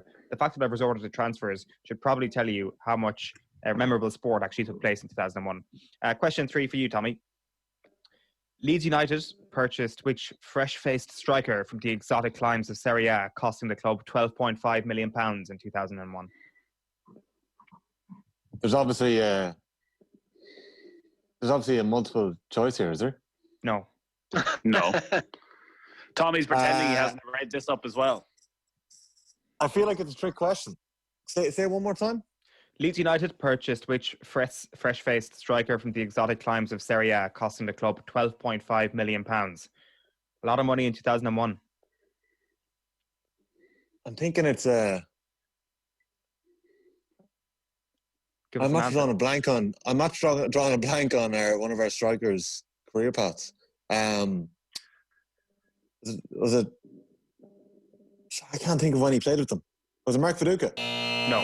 Was it Robbie Keane? Was it Robbie Keane? Oh Robbie no! Keane, yeah. Oh no! I had Robbie. I think he knew that and he got it wrong on purpose. Yeah. Yeah, he did. He did. He was like, he was reading Robbie Keane off the screen there, and he went, "Oh, I can't do that. It'd be too obvious." I bottled it. Question 3 for you, Nathan. Speaking of Italy, which manager left Serie A in January 2001, paving the way for a memorable stint in international management? Say that again? Speaking of Italy, which manager left Serie A in January 2001, paving the way for a memorable stint in international management? Jeez, you got some hint there. Sven-Goran Eriksson? Correct. Sven-Goran Eriksson. I expected all these 3 to be answered within a second. Ger, the easy question for you. Question 3. On July 12th, 2001, Manchester United broke the British record transfer fee by signing whom? Ger was too busy marching to know anything that happened that day. Hey! Rio Ferdinand? No, a year too soon for Rio Ferdinand. It was... Juan Sebastian Varane. Correct. Bollocks. Varane. So Nathan closes the gap in that round. It is 1 point for Nathan, 2 for Ger and Tommy. How about you get a pen and paper? You will for round 5, but your favourite round is up next, Nathan. Round 4 is the other stuff that's not sport that happened in 2001-2 round. So this is there's an extra round, right? Yeah. Right. More rounds the better for me. Compromise. Question 4 for you, Tommy. 2001 was the year the iPod was launched. How much did it cost at the time in US dollars? I will accept $50 either side. Oh man, iPod. Like, I hadn't been on the market yet. Just trying to clock up my maths here. Are you like talking to an Alexa or talking to somebody giving cues? He is, yeah. He is. Yeah. Schieffer's offside there, Owen. Googling frantically. Yes. That's good thinking. $350. Oh, you just about get it. It was $399. So I will accept. Go, boys. I will accept. If only I'd gotten Robbie Keane, I'd be flying. Nathan, this is my favourite question in the entire quiz today. Oh, great. I'm delighted. Actually, no, sorry, Cheltenham was. This is my second favourite question. Glen Rowe. Can I say something? Yeah. No, it's okay. It's okay. No, it's okay. It's okay. It's okay. Glen Rowe was pulled off air in 2001 after 18 seasons on our television screens. But can you name the television show that replaced it on Sunday nights? It was a show about a fictional GAA club called Kildoran with the senior team coach played by Sean McGinley. Great question. The questions I've got are absolutely ridiculous. We all remember it, Nathan. That's pretty hard, unless it's very obvious, in which case it might be. Oh. I can't think of it either, but it's a great question.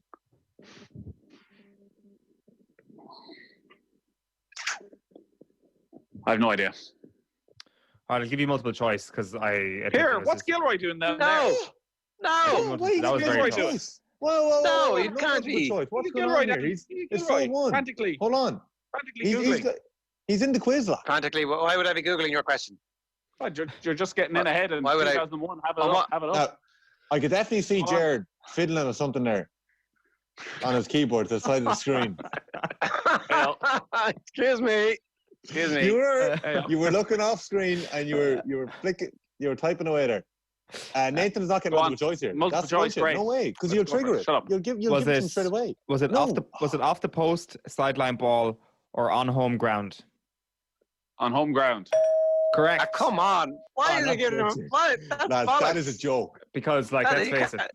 Like, do people actually remember that, or was it just me who remember that TV show? I remember. On home ground. Yes, obviously now. No, that's fair enough. All right. I'm up And to they made two. up Great names stuff. off the post. Like, it was called off the ball, Yeah. on the ball, or on home ground. Owen, that was a low point for the quizmaster right there.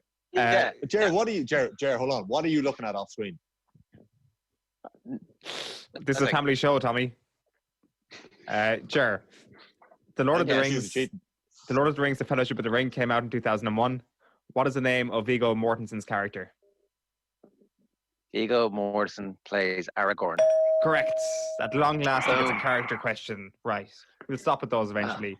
So the scores after round 4 are Ger on 3, Nathan on 2, Tommy on 3. Round 5 is the fun free magic number round. Contestants get 3 points for getting the number exactly right. Go get your paper if you need to get it. If no one manages that, the nearest contestant who doesn't go bust gets 2 points. The second closest gets 1 point. Again, I'm going to state that we can only accept the answer that's written on your paper. I'm also going to have to ask for your pens once the music ends. So if you don't mind, whenever Nathan is back, give us the following number. The number of Champions League medals won by Lionel Messi, plus the number of teams in the NFL, plus the number of All-Irelands won by Tyrone in senior football, plus the number of teams still left in this year's Champions League. Your 30 seconds expire when Sinatra sings Bright Shiny Beats. So, I'm going to need the number of Champions League medals won by Lionel Messi, the number of teams in the NFL, the number of All-Irelands won by Tyrone in senior football, plus the number of teams still left in this year's Champions League. Pot them all up and give me a number. Time is almost up, lads. All right, pens down. Pens down. Sure, what have you got? Okay. 59. Can you hold up your paper? 59. 59. Tommy, you got 31, was it? I got 32. 32. 32. Nathan? There. 52. 52. What? Tommy gets the points because it's 51. The two lads both went bust.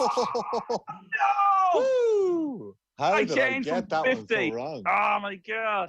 I changed from 50 last minute. Right, so let's go through this. The number of Champions League medals won by Lionel Messi. 4. 4. 06, 09, 11, 15.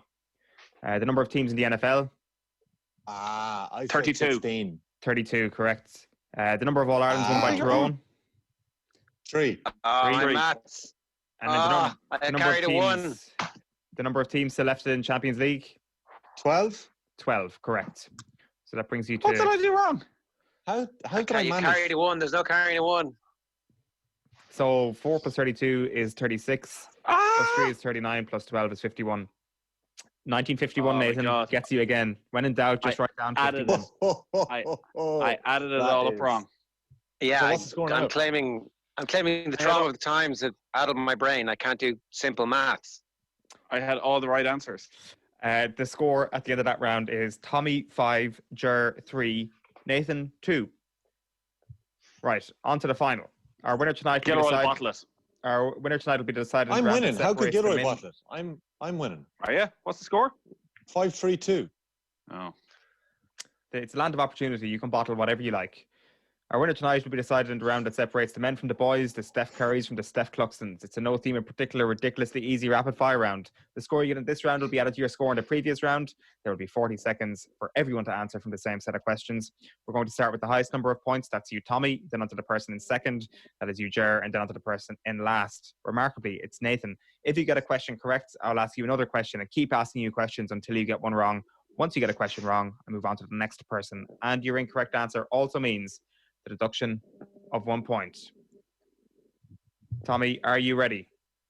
I'm ready. Tommy, your time starts now. Name the women's champion at Wimbledon last year. Too long. Gone. Simona Halep. Ger, after Old Trafford, which Premier League stadium has the largest capacity? The Emirates. No, Tottenham Hotspur Stadium. Nathan, name the only Irish club captain in the Premier League. James Coleman. Correct. Name the Munster hurling champions. Cork. No, Limerick. Name the Leinster hurling champions, Tommy. Galway. No, Wexford. Wexford. Name the NFL commissioner, Ger. Roger Goodell. Correct. What country did Dwight York play football for? Trinidad and Tobago. Correct. What club does Chris Wilder manage? Watford. No, Sheffield United. And I think that's done you out of the win. No, there's one more question. There isn't. No. We are like 46 seconds in. Let me just tot these up. Ger, you are still on 3. Tommy on 3. Is on 3. Nathan is still on 2. Wrong. So we have a tie between Ger and Tommy. I got 2 right and 1 wrong. I got 2 2 right, 2 wrong. That went on there. Chris Wilder screwed you over, even though it was late. I had started the question, so I finished it. Right, tiebreaker. No, that's not a rule. Tiebreaker. It is. In all great quiz You're shows. bollocks. I live by Deanne Robinson. It's a crappy quiz. It's a crappy quiz, not a great quiz show. It's a crappy quiz. You are not back in. You managed to bottle it. Okay, if it is Tommy versus Ger in a tiebreak, Tommy wins the coin toss. So well done to you, Tommy. Do you want to go first or second? I can honestly never remember where to go here. First time. Second, right? Second. Correct. Okay, Tommy. Oh, sorry, Ger. How many Ireland caps? Ger, how many Ireland caps does Darren Cave have? Darren Cave. How many Ireland caps, Alexa, does Darren Cave have? Darren Cave has 12. 12. Tommy, what are you going for? I was gonna say that exact number, but I'm not gonna say that. I'm gonna say. Well, that'd be stupid. Darren Cave has. And it wouldn't be stupid if it's exactly the right answer. True. Darren Cave has 13 caps. He's got 11. Ger wins. Hey, boom! Good guess. Wow. What a guess. Oh, good man, Darren Cave. I never doubted you. You should have many more. Oh, that's a sickener. Congratulations. Tell me about it. Gilroy champion at last. I'm back, bitches. That is it. Tuesday's crappy quiz in the books. What are you going to say, Tommy? When are we doing our 2002 Rifle quiz? Jesus Christ. Rifle order resumed. 2002. Lots of Saipan coming your way on Tuesday morning on OTB AM. That's the crappy quiz for this week. Hit us with any questions you have. Congratulations, Mr. Gilroy.